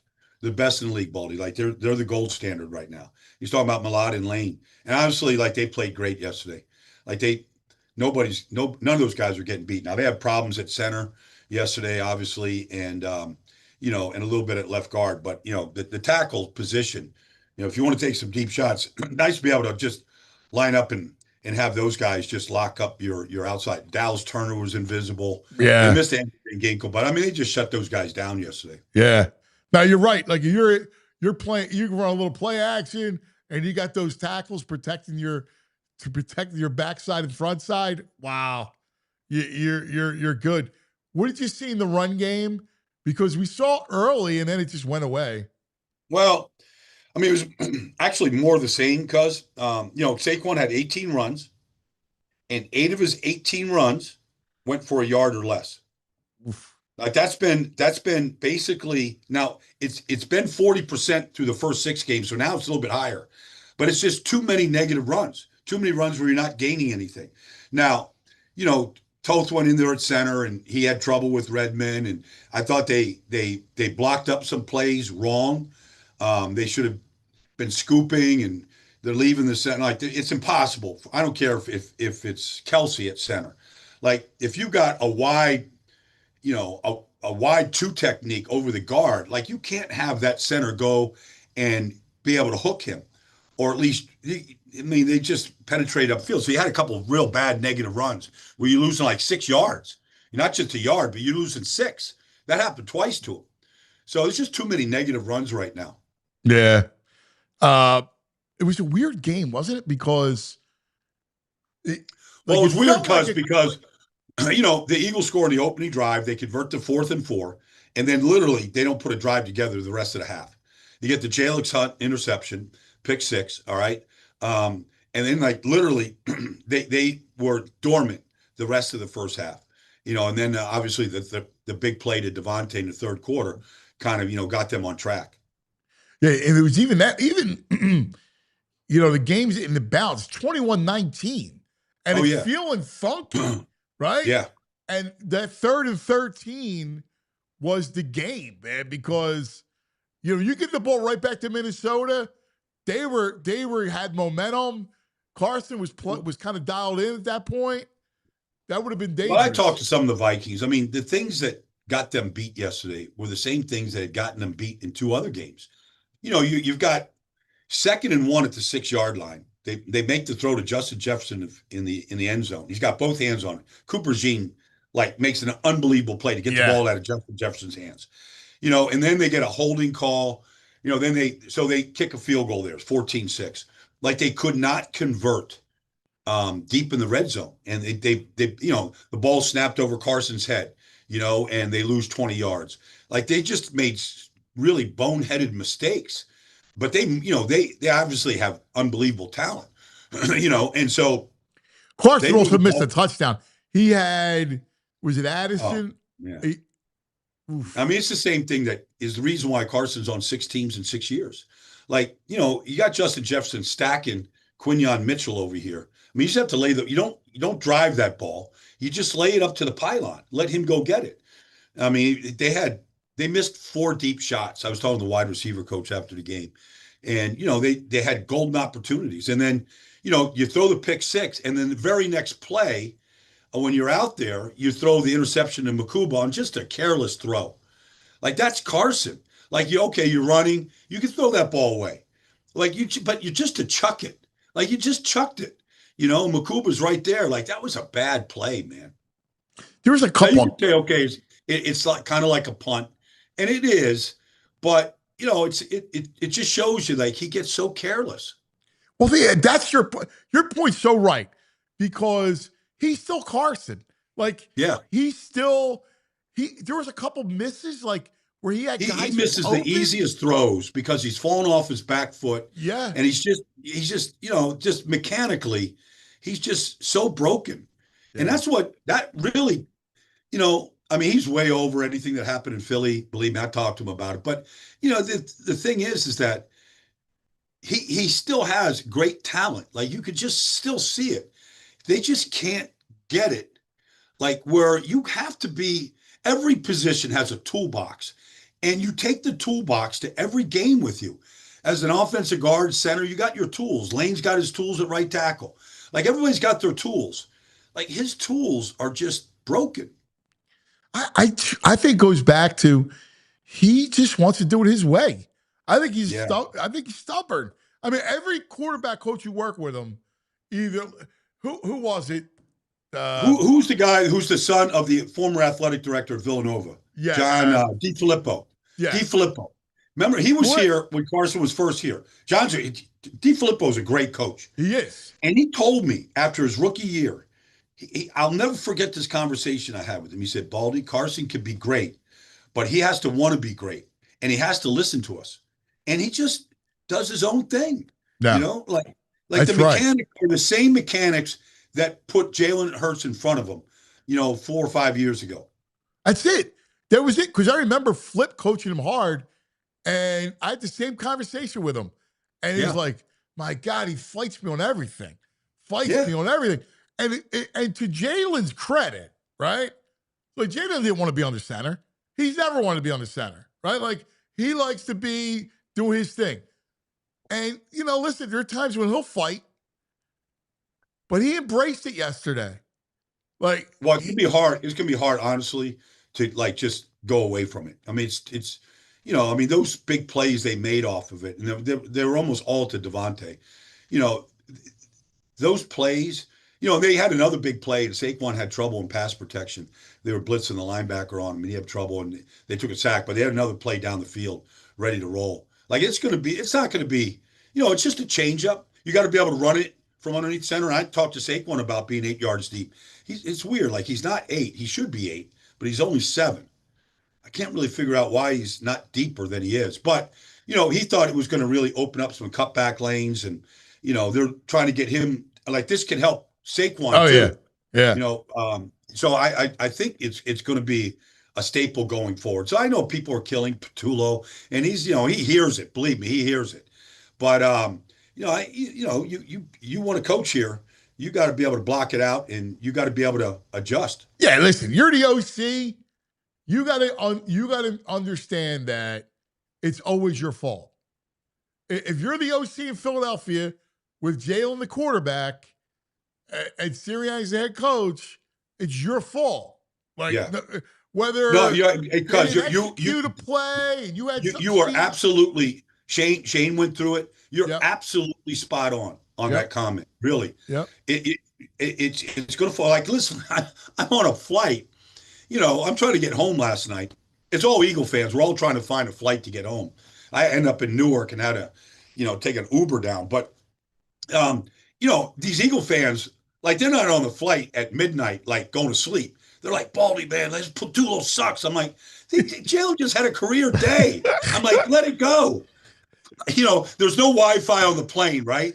So what are they doing? They're coming to talk to me. I'm like, damn, come on, man. Like, give him some flowers today. You had to play therapist last night on the plane. I play therapist. I'm trying to find an Uber. I get these people like following me around outside Newark Airport. Like, what's wrong with that guy? He sucks, Baldy. Let's get rid of him. I'm like, come on, man. He had the best day he's had in a whole year. Oh, that's great. I love it. Hey, what'd you think of the defense, though? I mean, they did a lot of things yesterday. Obviously, Nakobe got back in. They put Jihad at outside linebacker. To his credit, he didn't make any great plays out there, but to his credit, he knows how to play linebacker. Yeah. whether he's on the line of scrimmage or he's off the ball. Like he still knows how to find the ball. He still knows how to defeat a block. Now, you didn't see any great pass rushes from him yesterday, but they went to a lot of six-man defensive lines where they just had the one linebacker, whether it was Zach or whether it was Jacoby. So they got that. I thought, look, that's an elite receiving core, elite. And so they made, Jordan Addison, Justin, they made a couple plays. In fact, that Jalen Naylor can fly. That kid might be the fastest of any receiver on the field yesterday. And so I thought they did a decent job in the secondary against that receiving core. And they made, obviously they had the 2 interceptions, the pick 6. Jalen gets the game ball. I thought they were it was an improvement over what we saw with the Giants and Denver in the fourth quarter. Do they have an issue going forward with Jackson getting hurt? And then what about the other edge spot? Like, they still got to get some pressure, man. They don't have guys that can really win one-on-ones. I mean, Jalen Carter had a couple plays yesterday, but not a lot. He still doesn't look like he's in great shape. He got the big hit on Carson on the Jalen Hunt interception. He beat the center, who's he's really a guard that's filling in at center right now. I'm not absolving the kid. Jalen beat him. But I think they still need more out of him. They made some key plays. Jomo got a sack in a key spot yesterday, but really the edge pressure is still a weakness to this team right now. Uche, Ozolari, like they're all out there. Jihad, but I don't really see anybody. O'Neal and they've got decent tackles too. But I don't know. I feel like going forward, it's going to be an issue. Yeah. How about yesterday, man? I don't know what games you've watched so far, but my Washington losing Jaden. Jaden's going to be, I don't know how. It looks like it could be nasty. Yeah, but they that defense is like Marshawn Lattimore is done. They just, like, honestly, when you watch Dak play, this is something literally all fans should like kind of, you're on your couch watching TV. You watch Dak right now, and it's 1, 2, 3 balls out. 1, 2, 3. I don't care if it's 3rd and 12, and he's going to Pickens. Like 1, 2, 3, the ball is out. It is, however Schottenheimer's doing this, Dak's never played better. He's never been more sure, and when he sees it, he's not missing. Now, it was good to get CD back. They broke down the secondary, gets a big play, but honestly, like, it's to Ferguson, it's to Pickens, it's to CD right now. Javonte ran the ball better than he's run it since his rookie year. Like that's the 3rd time now this year, cuz they've scored more than 40. 3rd time. Yeah, that's not a fluke. It's not a fluke. It's 3 times in 7 weeks they've gone north of 40. Yeah, and Javonte looks like the runner we liked out of North Carolina. Like, I'll be honest with you, I was like, he's running his jump hard. cut is back. His quicks are back. And you got Tyler Booker back and Tyler Smith and Guyton. All those guys got back. There's still the backup center is just as good as the starting center. Like Dak wasn't touched. Deron Payne made a play or two, but they just they don't have much of an edge pass rush at all. And watch Von Miller a little bit when he gets a chance, but nobody on defense scares you right now. Those corners are getting chewed up pretty good. Yeah. And then the Giants had that crazy game in Denver, which was wild. Well, anybody that gives up 33 points, I'm going to go back. It's sickening. And honestly, these coaches overthink all this stuff. They were up by 10 points with 5 minutes to go. All they had to do, Sean Payton was burning his timeouts. So he burns his first timeout, stops the clock. Burns his second timeout. It's 3rd and 6. They throw it and it gets picked. Like, you run the ball right there, and you make Sean Payton take his last time out. Then, if they score, fine. All right, you're still up by 3. Then they have no timeouts. You can literally bleed the clock. Like that interception. Now, you want black. I'm not blaming Jackson Dart. That's on the coaches right there. Absolutely. And then defensively, the same thing that happened in that loss to the Cowboys, they're just giving plays up. Like, just giving plays to Bo Nix. I agree. You nail it, brother. I don't understand. I'm thinking, why would you throw it? You got no receivers. Like, aren't we all just, honestly, forget about Madden and, video games. Aren't we all just sitting at home going, aren't we all just playing along here? Like the clock is the enemy. Like he's burning his timeouts. He's going to burn his last timeout. Like, aren't we all just playing along when we watch these games? Oh, yeah. Like, how does a coach, I don't know how you screw it up. I don't know either. When you go, all right, like, what does the other team I mean, want maybe me to if do? you have Peyton or you got some Drew Brees and you just got a guy that you absolutely trust in this spot to make the throw, get the first down. Maybe. Not a rookie. Not He's a got rookie, nobody. man. Come on. It doesn't like he doesn't have neighbors to throw to.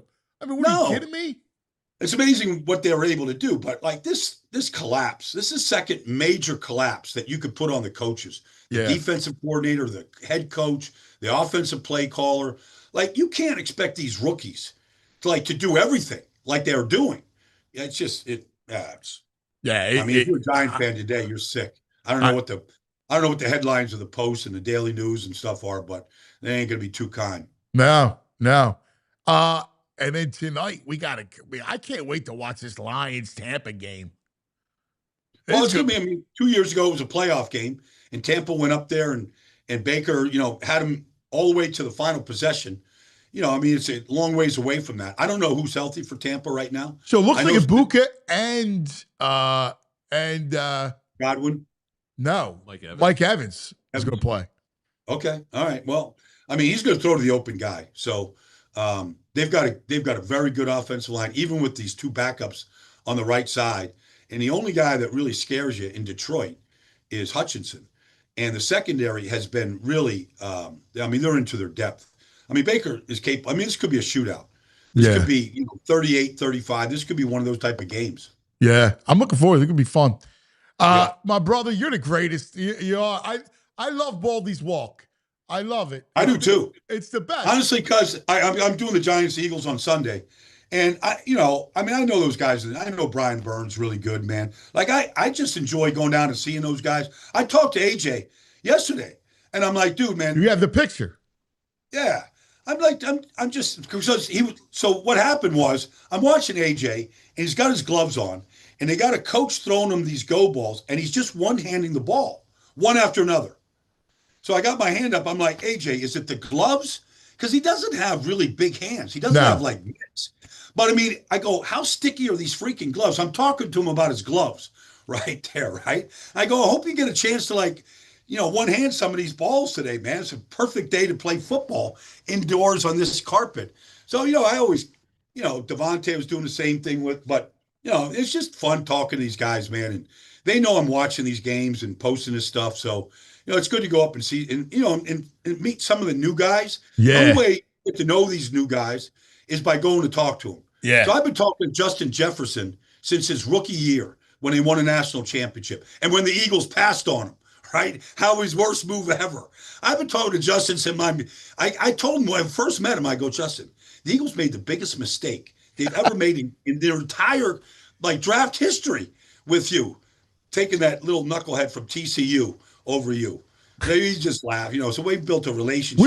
I remember you and I were like, what? How could you take this? The Vikings called me the next day. Yeah. And they go, what did they see? There was somebody, I won't tell who it was in the Vikings department, but they called me the next day like, are you?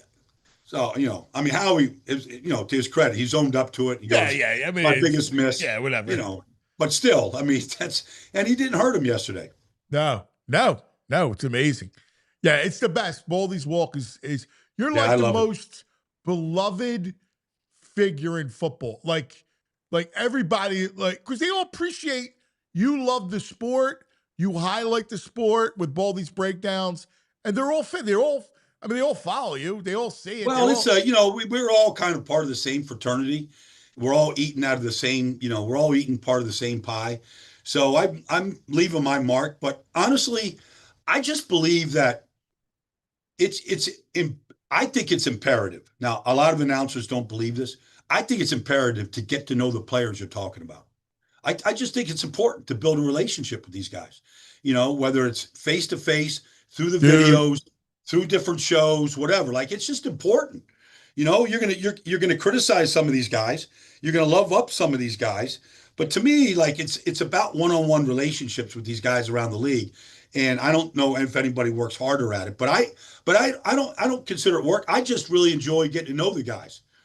Well, I got to tell you, yeah, like I agree with you, especially from your perspective, because they're going to tell you stuff that they wouldn't tell a reporter, right? No, Like no. you're going to talk inside the game. So your perspective, they're going to give you a perspective that nobody else is going to get. And I agree with you. Like the only other people that could get that would be the national analysts, and none of them do that. None of them do that. None of them do. So, but you know, the thing about getting the guys pregame though is they're literally, it's like their free time. Like everybody is approachable at that point. I talked to Justin Jefferson yesterday. I talked to Carson. Like everybody's approachable when they're warming up. I talked to Lane yesterday for a while, but everybody's approachable. They're actually relaxed, and they know it's a non-threatening. Like I don't go up there and go, hey, I don't know, like, hey, Kevin Patullo, like, hey, man, you ever gonna like, you're going to be predictable all year? Like, I would never say anything. No, I mean, like, come on. You're just trying to disarm these guys, right. You're just trying to disarm them. And like, it's just, I'm just there to have fun, and I'm here to be entertained. Here's the beauty of that. Like, first of all, there's a style in which you do stuff, right? Like, you're going to get way more insight by just having a conversation, man. I've always done interviews that way, where it was more about a conversation. And you got to get it on. You got to get it to a conversational level. These interviews look painful after games. These pregame interviews they're doing now for TV with a player are painful to me. Painful. And I'm not. Look, I understand the network wants access and all this stuff. Honestly, these coaches, they don't want to do it. They don't want. And the players don't want to do it. Like, there's no benefit to it. All right. It's just for television purposes only. And it looks painful to me. Like, the players don't look relaxed, or coaches don't look relaxed. And why would they be? Like, they're getting ready for 60 minutes of just like, you got to be like in the zone making these decisions, And so I don't know, like that's not my thing. Like, let somebody else do that. No. And what you're giving is incredible insight. So that's which is so much more valuable. Look, our meat locker was that was the meat locker. I mean, honestly, these people call for it every day, cuz like they were entertained by what we were doing and how we did it and the approach. It was good. Really good radio. I think that should be our goal, really, especially now the way we have it. We've kind of understood it. I think next year. I think after the season, we bring it back. Yeah, I'm all for it, cuz I think it's. Like, the time is right, I mean, everybody's doing their own thing right now. Yeah. I mean, that's where, the media thing is dead. It's all about, podcasting right now. And, just bringing guys into the meat locker, honestly, and just, just getting to know these guys, letting people see their personality, another side to them. Like, that's to me is what would be entertaining. Yeah, we're doing it. My brother, I'll let you get back to work. We love you, buddy. All right, man. Thanks, cuz. Here he is. The legend, Baldy. Baldy rules. He does. Good stuff. So I love that stuff. I just actually love his breakdowns and like those little insights into the game. You don't get it anywhere else. He's cool. He's a dude. He's cool. He is a dude. And he's not going to give you a gotcha moment. He's not going to run to the press. He's just going to he's cool. But in this era of social media, everybody's press, right? Yeah. It's all press. It's out there, right? It's for public consumption. But his insight into the game, he's like him and Carson are talking about the game. Mm-hmm. Like, that's what's cool about it, right? Like, either tell me about your journey and we'll talk about, the story. Yeah. Or tell me about the game and insight. Like, those are the two things I care about. Great story and the game. All the other nonsense, I don't know why someone doesn't film it. Like do the college basketball guy from Duke, the analyst. He does the walk. He walks the court with someone asking them questions about their life and stuff before a big game. Who's that? He's their number one lead guy. I had a long weekend. I can't remember his name. Their main analyst on college basketball on ESPN. Packer? No. Oh, no. I know what you're talking about. Yeah. Duke guy. Yeah. Yeah, no, he's awesome. Yeah, so he does the walk. He does his hip-hop daily Hip hop. Oh, They walk the God. court. I'm like, I'm not in mode for it yet. Yeah, I'm but, not in basketball mode. Yeah, but I know it's great I'm not insight. college So basketball. Baldy should walk the length of the football field with someone talking. Ethan, come on. Who is it? Jay Billis. Jay Billis. Thanks, James. James Lynch Jr. in the chat. Yeah, Jay Billis. Yep. Billy Packer. Oh, Billy Packer. Was that the first name that came to my mind? Oh my God. All right, let's take a break. And then it's a Murphy Monday. So we're going to talk to David on a Murphy Monday. But let's talk about some of our friends. Let's talk about Shady Rays. These people making amazing eyeglasses and sunglasses, no matter what the weather, you always got to protect those eyes. There's always UV rays. And if you got nice glasses like Shady Rays, you might be a little hesitant. Sometimes you think to bring them with you, but no way, man. Not with Shady Rays, because once you realize like they got your back the way they do, you'll bring your favorite glasses with you on the beach, when you're traveling. When I went to Canada, I left my glasses behind at a hotel. And I was afraid to bring my glasses with me anywhere else. But now Shady Rays, because I know they got my back, I bring them everywhere. Their glasses, they're made for real life. They're seriously good looking. They're polarized, they're durable, and they're not stupidly expensive. And here's the wild part. If you lose or break them, even on day one, Shady Rays, they send you a brand new pair. No guilt trip, just a replacement. So now you can be like me and bring your sunglasses everywhere without fear. Ball games, mosh pits at concerts, on the boat, wherever you go. Shady Rays is eyewear that has your back. And let me tell you, the Delaware River. Mosh pits. The Delaware River looked beautiful when I was on the Moshaloo having a cocktail, a little mimosa, wearing my Shady Rays. Oh, it was awesome. Disrespectful to boaters. We've teamed up with Shady Rays to bring you an exclusive offer. You can head to shadyrays.com and use the code. The code's PHLY, and you'll get 35% off polarized shades. You can try for yourself the shades rated 5 stars by over 300,000 people. They should show them doing the commercial. You should get me down there. Give me some a brunch on the Marshall. It's like sunrise, and he's about to burn up like the vampire he is, right? Yeah. The sun comes up, and he's got the Shady Rays on, and the Shady Rays protects him. I need a Shady Rays bodysuit. That's what they need to get me. Giant shield. Yes. All right, let's talk about Parks Casino, Pennsylvania's #1 casino. Fun fall vibes. All right, there's so much going on right now. Right there, it's so easy to get to. Street Road, exit 95, exit 6 of the Jersey Turnpike. Action, excitement, headline entertainment, great restaurants. Watch football in the state-of-the-art sports book. Are you ready? How about tonight? Double header. This is a good time. If I didn't have a million things to do. So much to watch tonight. Because you gotta watch the Flyers. Sports book, right? Because you got $1 dog, $3 Miller Lights. Yeah. Oh, yeah. $5 Peronis. Oh, yeah. That's a deal. That is a deal. All right, so like tonight you can watch Flyers, 2 football games, and a Game 7 ALCS. Yeah. Oh, my and drink God. a crisp, refreshing Peroni and not break the bank. It's just sports heaven. Oh, my God. Right there in the sports book. Parks Casino, perfect night for guys' night out, girls' night out, after work, happy hour, date night, or just to meet up with friends to eat, drink, and watch the game. Check out concerts and comedy at the state-of-the-art Excite Center. You'll find a collection of award-winning restaurants inside Parks Casino, including Liberty Bell Gastro Pub and Beer Garden, the best cover bands in the 360 Lounge every weekend, plus monthly country line dances, Latin dance nights, and live comedy. Parks Casino, this is how you win. Pennsylvania's #1 casino. Tickets to available. All shows available at parkscasino.com. Got to be 21. If you have a gambling problem, please call 1-800-GAMBLER. Now, joining us from the Inquirer every Monday, it's a Murphy Monday. Murphy,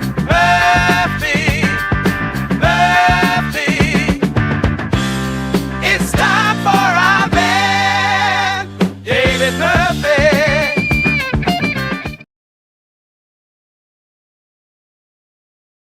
Good morning, Murph. Morning, guys. How you doing? What's up, Murph? Good, buddy. We saw, was that an offense yesterday? Was that a down the field passing game that look like 2025 football. Sure looked like it. You know, it's amazing what a little downfield action will do for the spirit. It's true. And with a little, hey, let me go under center 20 times yesterday, and it made all the difference in the world. Yeah, I mean, it's one of those things where it's like, you know, you're just amazed that it's taken this long because it seems so obvious. You know, the advantages there. I was thinking about it yesterday. You know, but I think it was the Chiefs, but their under center running game.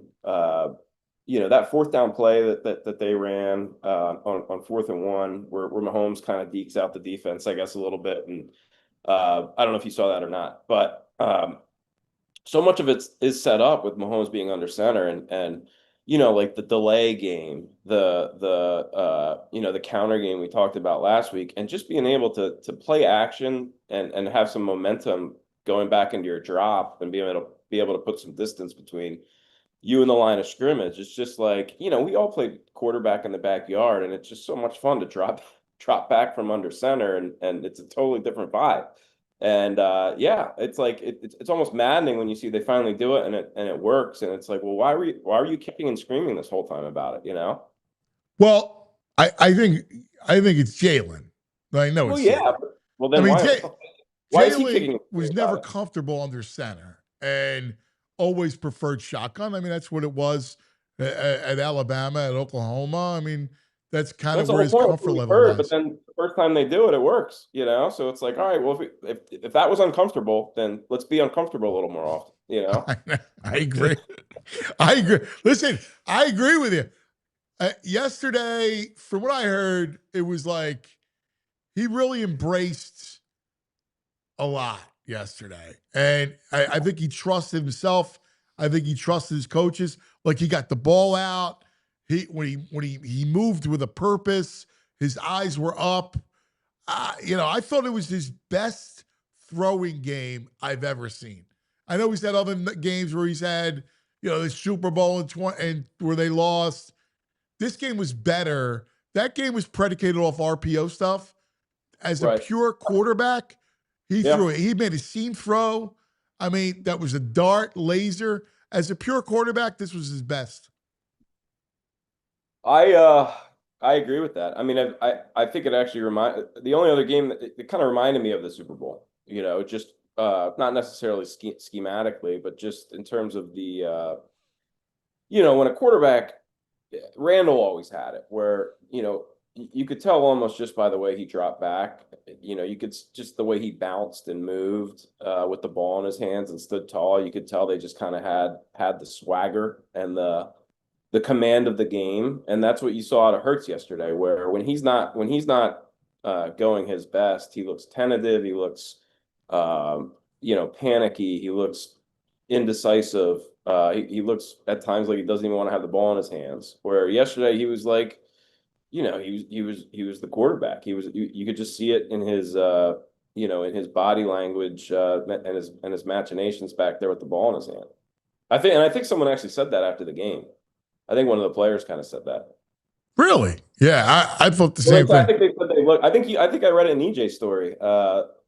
Somebody was. I think it was Devontae. They say where you can kind of look in his eye and you know there's this look that he gets, you know, and I think that he just kind of, you know, right down to his you know, post game kind of interaction with Howie Roseman, you know, I mean, he just you know, he just kind of like.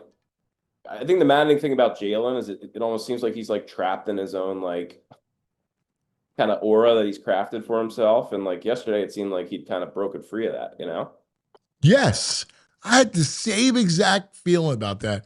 It's almost like he was himself. Yeah, like, exactly. He was free. I felt the same thing. Like when he goes, "We're not effing losers." Like he was charismatic. He was talkative. Right. You know. Right.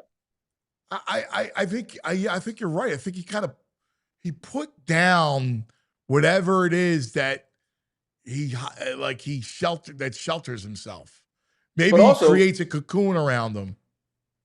but kind of like I think you were talking about it last week, where or at some point you brought up how Andy would take shots down the field on the first play of the game at times, and I think that that first play to it's funny because I actually sat down before the game and I was I was like, you know what, like they're gonna go after Isaiah Rodgers because they know him and they know how to take advantage of him and how he's gonna want to show that there's a reason why they didn't re-sign him, and they know that he's they know that he gets confused. They know that he's susceptible to the double move. He's going to be looking to make a big play. I bet you AJ, they try to go deep to AJ, and there's a decent chance the first drive ends with an AJ touchdown. I swear to God, I said that, and it was every part about that was true. I think they caught him in a zone. I think Isaiah stayed shallow or something like that. But they played a lot of man, way more man than I thought they would. It was funny. I was talking to Baldy about this. We were both shocked that they didn't flood the zone like other teams had done. Yeah, and I think there's a lot of things at play. I think, first of all, I think AJ, I wouldn't be surprised if his body has just taken a while to get back rounded into form. Like I think not that he has been the primary problem with his lack of numbers, but I think and we saw in the Rams game, he still had plenty of explosion, but he was classic AJ yesterday, and I think getting that first shot down the field for Jalen just kind of took a weight off his shoulders, and I think kind of opened some things up. It's all about vibe playing quarterback, like getting in a rhythm where, you watch these guys. I mean, you can watch any number of guys. Tua, Jordan Love. There's like games where you look at them, and they're like, yeah, that's the guy. That's a franchise quarterback. And then there's games where they look like Jalen has looked at times this year, and kind of like getting them into that rhythm at times is the most important thing. Yeah. The Isaiah Rodgers stuff was awesome because it was like poetic justice. Almost Kevin, whoever was calling the game was like, oh, it was Olsen. Olsen says, oh, he's probably the steal of free agency so far, Isaiah Rodgers. Come on. Yeah, and then he just got torched the rest of the game. Yeah. Isaiah Rodgers got lucky and had a couple touchdowns in a game, but let's be honest, there's a reason why they didn't sign Isaiah Rodgers. And don't get me wrong, he'd probably be better than what they have. But the fact is, he was a fourth cornerback on this team that kind of was a bit of a liability at times, especially in that Rams game, or in the playoff game. Right? Was that the one where Quinn Young got hurt? Yeah. Like that. Like he was. Look, Isaiah Rodgers, just your average cornerback who hits free agency. That's what it comes down to. It was. I think the narrative on him has been a little overblown. But I kind of rolled my eyes when he said that, the steal of free agency too, where it's like, good, look, nice player, good guy to fill a gap, right? But it's not like he scored 2 touchdowns in a game, and everybody thinks he's whatever, Fred Biletnikoff now or whatever. Fred Biletnikoff. He was a receiver for all our listeners over 70. Fred Biletnikoff mentioned. Yeah, Biletnikoff was a receiver, wasn't he? He was a receiver for the Raiders. All right, I had a bad pull. What like the 70s, 60s maybe. Would that have been a Who's the cornerback award named after in college? Biletnikoff is receiver.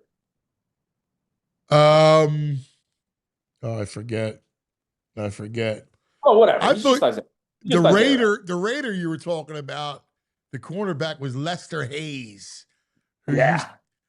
That's who you were thinking, Lester Hayes. Lester Hayes. Dude, there's so many great guys back then. When those cornerbacks were just like, those cornerbacks were like pretty much safeties that would just take your head off. Oh, it was great. Oh my God! Remember the stickum? They would put the stickum in their hands.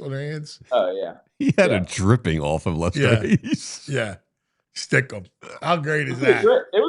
It was a great game, and I'll tell you this: the Eagles are so much better than just about every other team that people think are better than the Eagles. It's not even funny. Like the Packers stink. Like Jordan Love has a ceiling on him.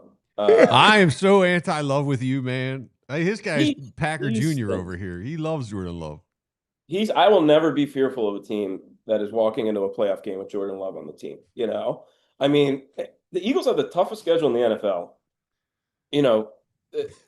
Look, credit to the Cowboys. That somehow Jerry always gets that team to kind of Tomlin's his way to 8-8 or 9-8, they play well all the time. I mean, the commies are nothing. They're not a factor. I mean, if you look at the only factors in the league right now, you could say the Rams if they get Puka back because that defense is playing at a very high level. The Lions. The Lions. But the Bears stink. The Panthers, I'll tell you what, you know who stinks? The Panthers might be like one of the 5 worst teams in the league, and they're somehow 4-3. You know, this whole conference stinks. The Niners stink. Who stinks? The Niners. I don't know about that, dude. I think that's hard. They don't stink, but they got Mac Jones playing quarterback. Dude, he's and playing well. They have him playing well. He's a great. Shanahan's a great coach. No, we're watching stinky teams play against it. Falcons stink. Michael Penix is not an NFL quarterback. They don't stink. The Falcons don't stink. I love this. Murph got a little edge of this morning. The Falcons don't stink. Lean back. Bijan Robinson. Drinking a can. Drake London. Kyle Pitts. The Eagles would be a touchdown favorite against every other team in the conference except for the Lions, maybe. And the Rams. I agree with that, probably. You know? I don't. Oh, not the Buccaneers. I throw the Buccaneers in there. Touchdown favorite over these teams. They will be a favorite, but they're not a touchdown favorite. We're having a moment here. They already beat the Bucs. They already beat the Bucs relatively decisively, you know? And like listen, I don't roll with it, baby. What is everyone worried about? You know, like they're not as good as they were last year. That's just how it's going to work. You know, like that's how it works. The Chiefs aren't as good as they were 4 years ago, but they're still. They actually might be better coming up. Right. Like offensively, did you see yesterday they get Rice back? Yeah, and Brashard Smith, Andy used them, pulled them out. Yeah, they're going to be really good. I've had Brashard Smith sitting on my fantasy football bench all season, and I'm waiting. I'm waiting for Andy to finally turn it loose. He started yesterday. I know. I think most of his yards came after they were already up big, but he's shown that he can catch the ball. Pacheco's done. I love the guy, but he's done. Kareem Hunt's done. It's Brashard season, baby. Let's go. Let's roll. Oh man, you crack me up. Listen, I don't think yesterday. Here's what yesterday did for me is the way the offense was playing. I was questioning whether that they were that elite team that you just talked about, whether they belonged on that perch. But yesterday showed me in how they won that they're still at the top perch, right? Now, they got to be able to run the ball, and they got to do this more consistently, what we saw yesterday. But, I think they're still on that perch. They're not as high as they were, but they're still on the top perch. I would be remiss, and I would feel like I'm not being true to myself if I didn't bring up the fact that if Carson Wentz doesn't throw a god-awful pick six early in the game, they might lose that game, right?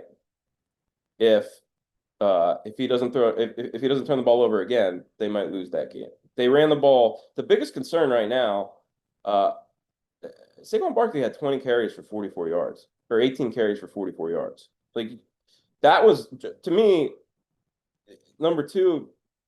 Jalen was obviously the headline yesterday, but to me, the second most jarring thing of that game was, dude, they can't run the ball right now.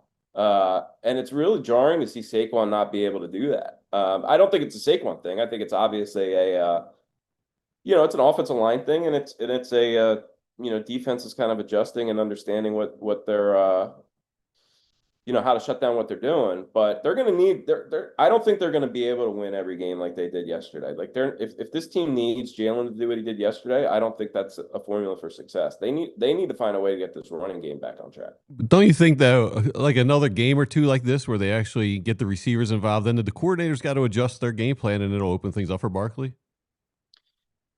Yeah, I guess we'll find. I don't know. I mean, I think, again, do they have to adjust? Because again, it as good as Jalen played yesterday, it was a far more competitive game than you would have hoped for.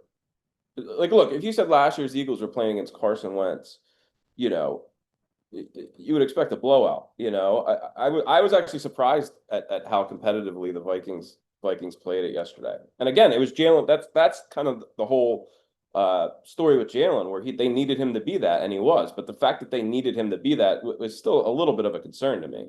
But I don't think it's a big enough. Hang on one second. That's interesting. We're in overtime. OT. So please follow us if you're not already there on YouTube. Overtime. You could be watching on Roku or the Xfinity platform or Samsung or any of our other fast channels or streaming channels. Watch us on YouTube. Hit the like, hit the subscribe button. It helps us create this content. We appreciate it. Yeah, you know, it's funny. You say that. There were actually plays that Carson left on the field. Like he missed a touch. He missed probably 2 touchdowns. They struggled in the red zone. They were 4 field goals deep in the red zone. So like the game got weird. There was a 3rd and 13, and I thought that was the game. 9:09 left. It's 21-19, and Jalen makes a great throw to AJ on a scramble kind of piece. It was like that to me was the game. Because if you don't hit it, then they got momentum with the ball, and that could have been a loss. Absolutely. I think and look, they kicked that field goal from the 11-yard line, you know. So yeah, I think it's I think you can kind of look at it both ways, you know, where the Jalen Hurts game was incredibly encouraging from a personal standpoint, and it's good to know that that's there. You know, but again, they just look they still look a little they look a little off if you want to nitpick. I mean, my biggest takeaway from the first 3 quarters, you know, was wow, they just can't get anything going on the ground, and it's just really strange to. Now again, the Vikings good defense, you know, but it ain't the purple people eaters, you know. I mean, they're you know and it didn't matter last year. Saquon could run against anybody. So yeah, I mean, I think it's the depth of the struggles. I mean, 18 carries for 40 whatever yards, like that's unheard of from this offensive line. I mean, he averaged 6 yards a carry last year. You know. No, I'm completely with you. You worried at all about the defense? You know, I think Cooper DeJean's had a little bit of a down year compared to what I've expected out of him. Really? I think he's played spectacular. He got dusted by Jefferson. Again, it's just Jefferson yesterday, but there was a play where, what's that? He cost him. He got. That was a touchdown if it's not for Cooper. Yeah. Which one are you talking about? The one where he knocks the ball out.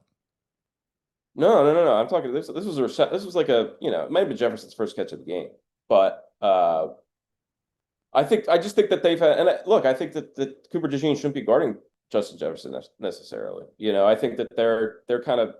I think Fangio is still trying to figure out what to do given that kind of glaring weakness on the outside next to Quignon, and I think that you know he's still trying to figure out how to put all the pieces in place. I mean, you're moving Jahad Campbell to the edge.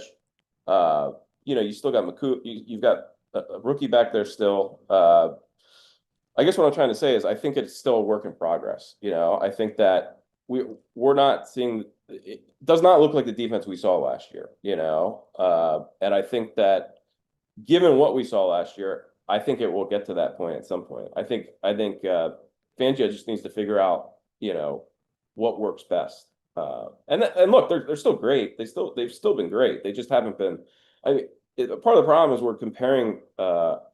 I mean, the Eagles were a historically talented team last year. They might have had statistically the best defense of all time last year. You know, so we're kind of comparing stuff to that. But no, so concerned. I'm not really. No, I'm not concerned about anything about a 5-2 team that has played the toughest schedule in the league. You know, I think it's worked, but yeah, I think that there's a ton of room for improvement, and I think that they will because of what we saw last year.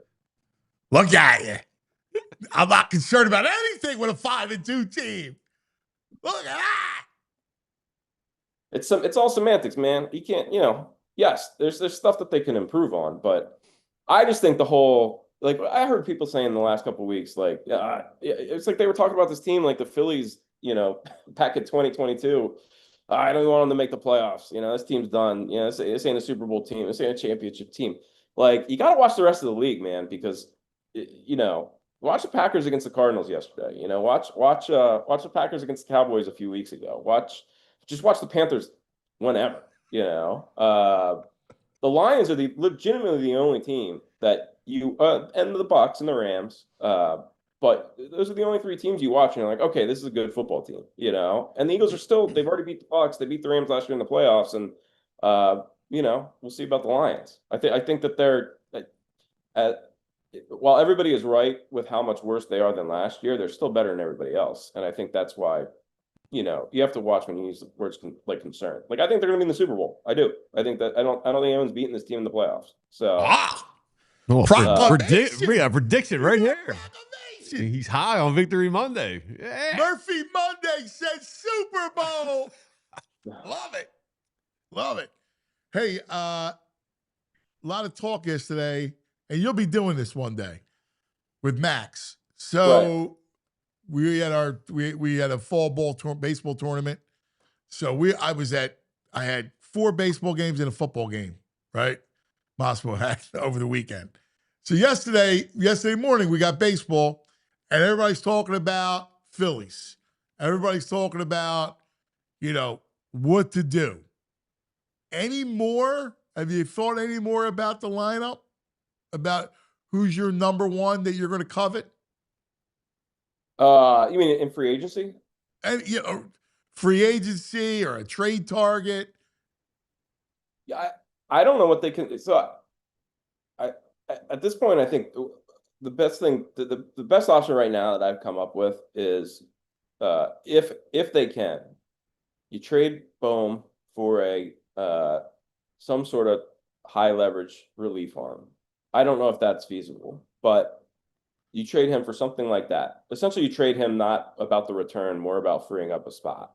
And then you sign Bregman, right? Bregman plays third base, and then that kind of completes your order. You know, if you just put Bregman in where Bohm was this postseason, it looks a lot better. You know, and you can kind of go from there. But I don't know what kind of contract we're talking about when it comes to Bregman. And B, you know, the problem with Bohm is he's a nice player that you know, a team like the Phillies is better off with him in their lineup than not, given the alternatives. But the only other team that would need a guy like that a year away from free agency is a playoff team, and playoff teams aren't going to be giving up stuff off their major league roster that another playoff team that can help another playoff team. So they're kind of, I feel like they ran into that last year where, you know, like no rebuilding team is trading for Alec Bohm. You know, Alec Bohm's going to fill a hole on a team like the Yankees or the Red Sox or the, you know, the Reds. But, you know, they're not going to give you anything that's, you know, they also need higher leverage relievers, and you know, teams don't necessarily have arms to spare. So I don't know if it's feasible to trade Alec Bohm. Yeah. Bregman walk away from a 2-year 40. He had 80 mil left on that deal.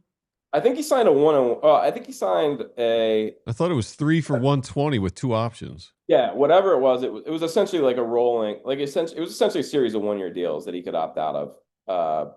So he signed. Everyone assumed he would be a free agent after this, but yeah, I think I think it was $40 million a year for 3 years. So I don't know what he's going to be in line for. I mean, again, it's not our money, and you can argue that you're pot committed, and you might as well, you know, keep going all in. But I don't know. I don't know what I know. They've been connected to some of these a couple of these Japanese guys. Yes. But again, with if Schwarber's your guy at one was a DH, I think. I don't know how well he. No, there was a third base. There's the one guy who plays first and third base, but he's also left-handed. Yeah, he's a left-handed bat. Okay. Well, I'll be honest with you. The left-handed thing, you know, you'd rather a great left-handed hitter than a average right-handed hitter. You know. No, but dude, you got to get protection for Bryce. You got to get a right-handed power bat. The line is too. You're out of balance. You're way susceptible. Bryce got 1 pitch to hit that whole series. It was an Ohtani fastball. Other than that, he got nothing to hit, and that's my problem with Dombrowski. Yeah, I agree with you. All I'm saying is it's that right-handed bat might not be out there, and if it's not out there, you know, you'd rather look, you know, 3 years he's chasing a right-handed bat. The right-handed bat, it's the easiest thing in the world to get. What the freak? if Shohei Ohtani and Alec Bohm are both free agents, Shohei Ohtani is going to give you more protection behind Bryce Harper than Alec Bohm. You know, Okay, that's all. well, that's the extreme. You bringing up the greatest player in the world. Right. Well, that's true. I mean, but it's the reason why they don't have it's the reason why they don't have a right-handed bat right now, because there's not a lot of right-handed power bats. There just aren't, which is why that's the argument for Bregman, I guess, I mean, I think they messed up. You should have had Laureano. I'm not saying you got to go get. I don't understand. Yeah, I'm with you. I was a big Laureano guy because I don't think that they need necessarily. You don't necessarily need it. The best right-handed power bat. Would I like Alonso? Yeah, but assuming I can't get Alonso, go get me Laureano. I wanted Teoscar, Yeah, I don't understand why they look. I guess I do understand, because you can't have an outfield with Castellanos and Teoscar in it. But Castellanos is kind of the original sin of this whole Dombrowski operation. He's kind of held them. They gave him that big contract, and then they just had to they had to talk themselves into thinking that he was that guy, and they didn't need to go out and sign that guy. Yeah, you're right.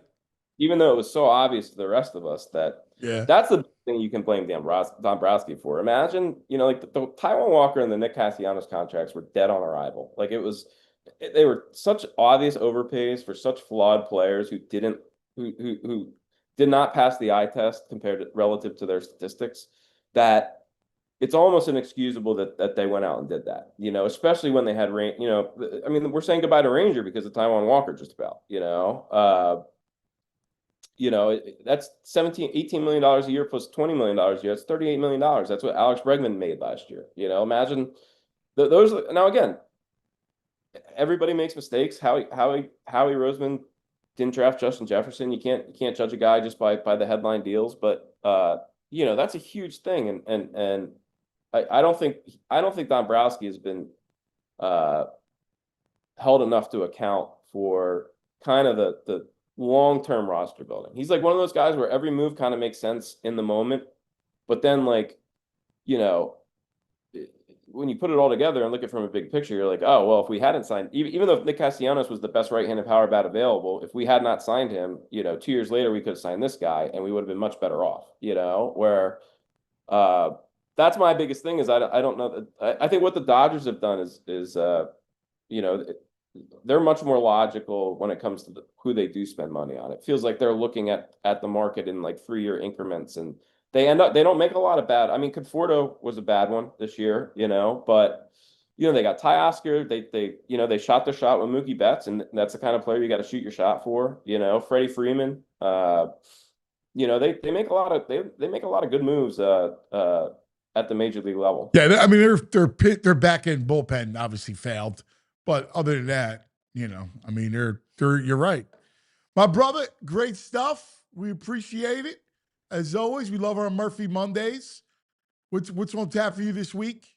What's your assignments? Any hoop?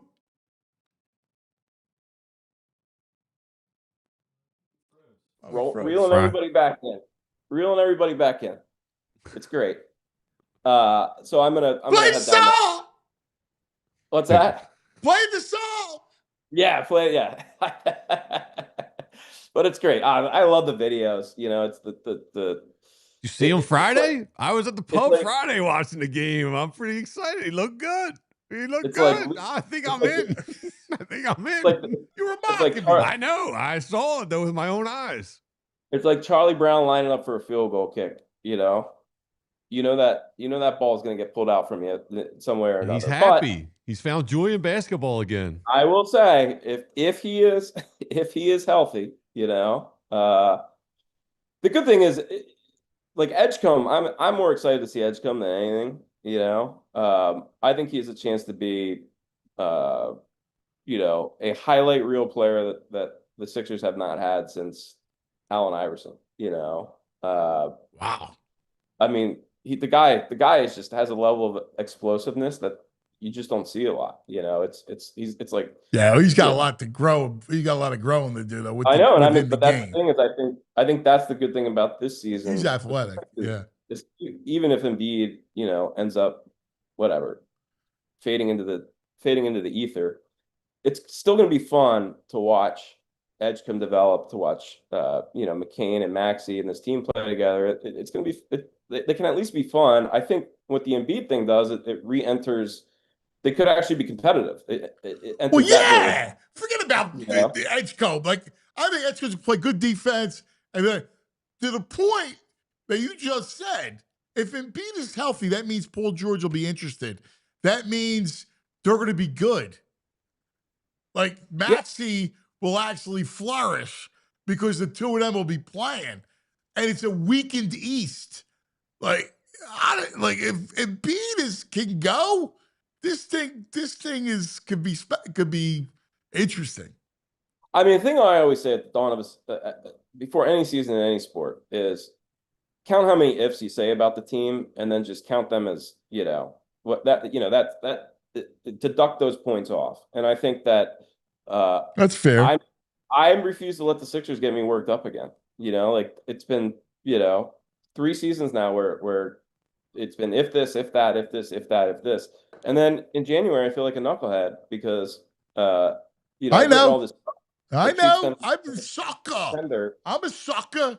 I agree, but I'm going to be a sucker again. I wrote this at Media Day. I thought they finally realized it, and the message that they had at Media Day, they essentially didn't do any of that stuff. It wasn't like, you can't. Yeah.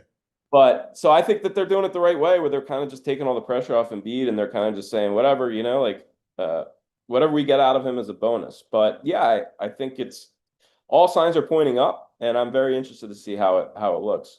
I like it. Well, we'll be reading you this week as we always do, because we love to read you. Thanks, buddy. A hell of a writer. We love you, bud. Best of Max. Murphy Monday. Hey, it's a Victory Monday. It is. So we got a new shirt. We're dropping a shirt today. We got a new shirt. A little Bird Gang Till I Die shirt for Victory Monday. Oh, look at that. It's cool. Yeah. Check it out. New shirt release on Victory Monday. Head-on shot of the Eagle. Yeah. I like the green. Yeah. Good color. Green. Yeah. Green-black is good. I like green and black. Yeah. Victory Monday. Love Victory Monday. Yeah, feels good. Yeah? Yeah. That's funny. Murph, I think I disagree with like 17 things he said. Someone in the chat was like, did he even watch the game? I think I think Fred Biletnikoff played from 65 to 78. Well, he was a receiver. Yes. But I think Murph was thinking about Lester Hayes. Then he did 2 years. He came back and played with the Montreal Alouettes. Oh, yeah. A little CFL action. No, but I think Cooper's had a great year. All right. And it's not just like his run support. Like, he just comes out of nowhere. There was one play. He just comes out of nowhere. He's over the field. Flies and grabs someone for a loss. It's just like... Yeah, that's by the way, he's throwing Justin Jefferson. Right. He stopped that touchdown. Top receiver of the game. Right. He's doing everything. Yeah. Dislodges the ball. Yeah. Coop's ridiculous. He's just ridiculous. Yesterday, Q was matched up on Jefferson for 20 plays. He allowed 1 catch on 3 targets for 10 yards. That's impressive. That is impressive. Coming off a hamstring injury. Yeah, that's impressive. All right. Little VG's Nugs. Back in the day? All right, be back in the day. Yeah, let's do it back in the day. No problem. This one. AJ, this is John Robbins. We're going back.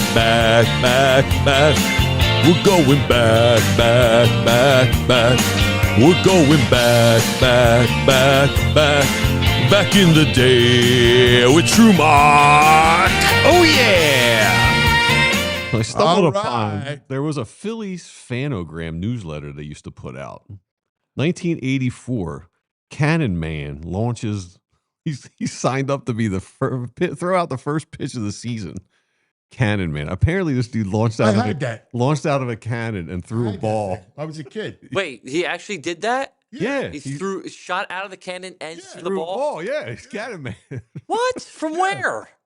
I don't know. They put him in center field. Like, I don't know, shoot him out of the cannon. Rocket Man is what he is. What did he land on? I don't know. We Splat. Days you landed on the dirt and the grass, and you got up and you shook yourself off. Rocket Man was a big deal. Vinny was at that. Rocket Man.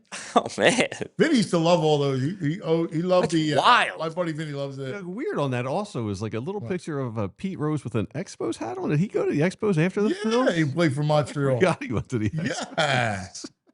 I used to look at the Fanagram. Yeah. Yeah. They got the That was the newsletter before the newsletter. yeah, they got the promotions Today. at the glance. Yeah. They had the good old painter's cap day on June 3rd. Those Dude, hats stunk. I used to read that stuff like cover to cover. Remember those painter's hats? They're so cheap. They're I just never- white. I never liked the painter hat. They had a barbecue apron that day, July 7th versus the Braves. Yeah, no. Wristwatch day. Can't do those anymore. I mean, nobody wears a wristwatch unless they're high end, like Apple. fashionable. Yeah, yeah, watch. fashionable. Or like the yeah. I guess you could give away Apple Watch. Yeah. All right. Bitsy complaint line? Yeah, we have two of them. All right. Take it away, Andrew. The first one is, of course, from our old pal here, Uncle Frank. Uncle Frank, here we go. Well, taking general notes, Ginger Jesus moved the boulder, ascended, and came back down to earth and offered us several gifts to the Philadelphia sports mankind. And VG and Andrew, you say anything about neck pimples, Anthony, you can smack him upside the head. Also, it was not a game of halves. As Charles Dickens once said, best of times is the worst of times. Well, both halves were the best of times. And I gotta tell you, Is that a duck? Jalen, that some bitch, showed up big time. Josie, you paying attention? Yeah. Jalen Hurts, what a game. What a game. Pockets collapsing. This is bird watching room. There's a lot of bird and he motif. hits Pillows, birds. spot on. He's a bird. All right. Bring it It's home. nice with the he does like almost he knows a still image is boring. Right. He moves it, then he gives you a little Ken Burns effect where he like zooms in and out a little I'll bit. tell you, he's actually a good cinematographer. He's got to work on his script. Yeah. His script is meandering. Yeah. Right? Like he wanders on the script. Yes. It's almost like a It's a bad improv. diatribe. Yeah, and That just goes all over the place. and the dog's in the windows with the eyes and the face, like, here he goes again. Here he goes. Just droning on about nothing. Here he goes. His camera work's the best. And so when he sits and Josie puts her head down Yeah. to go, because she's like, listen, Here we go. here we go. I'm going to sleep. Yeah. He's got the nice little view in the Talk window. to the wooden duck. Yeah. She's telling him to talk to the wooden duck. Pheasants and ducks the everywhere. in goose that is room. my favorite. I love that thing. The goose. Talk to the wooden goose. Uh, Not the golden goose, the wooden goose. all right, we have Steven. Steven. What's up now? What's up now? AJ Brown's getting what he wants. AJ Brown 2 tutties today. Devontae Smith's having the game of his life. Who says he can't throw? Shove it up your ass. Yeah. 2 tutties. I love the 2 tutties. The Flyers hat? Yeah. He rules, that dude. Steve. Stevie. I love him, Steve. Can you play that again? Can you play him again? Yeah, I can play that again. I can play it again. Let's go, Steven. Yeah. What's up now? What's up now? AJ Brown's getting what he wants. AJ Brown 2 tutties today. 2 tutties. Devontae Smith's having the game of his life. Who says he can't throw? Shove it up your ass. Go Birds. Love that. Excellent. Bitch, you can play like rules. Let's go. Keep them coming, everybody. Send them to that man, Andrew. Please. Andrew at allphly.com. Andrew at allphly.com. Mm-hmm. Send your videos. All right? We appreciate it. All right. That's It's going to like do it a for us. dear old Captain Noah. Remember that? Send your videos to dear old Captain Yeah, Noah. yeah. I don't like Captain Noah. Nah, he's lame. He was lame. The other one was bad. Kangaroo. He sucked. He was horrible. Yeah. Yeah. Some bad TV back Horrible morning TV. Anyway, we might as well talk about Fred Biletnikoff. All right. Everybody, have a great day. We love you. Great job, Andrew. Great job, Ethan. All right. Have a great day, everybody. We love you. See you tomorrow. We all silly like the mayor.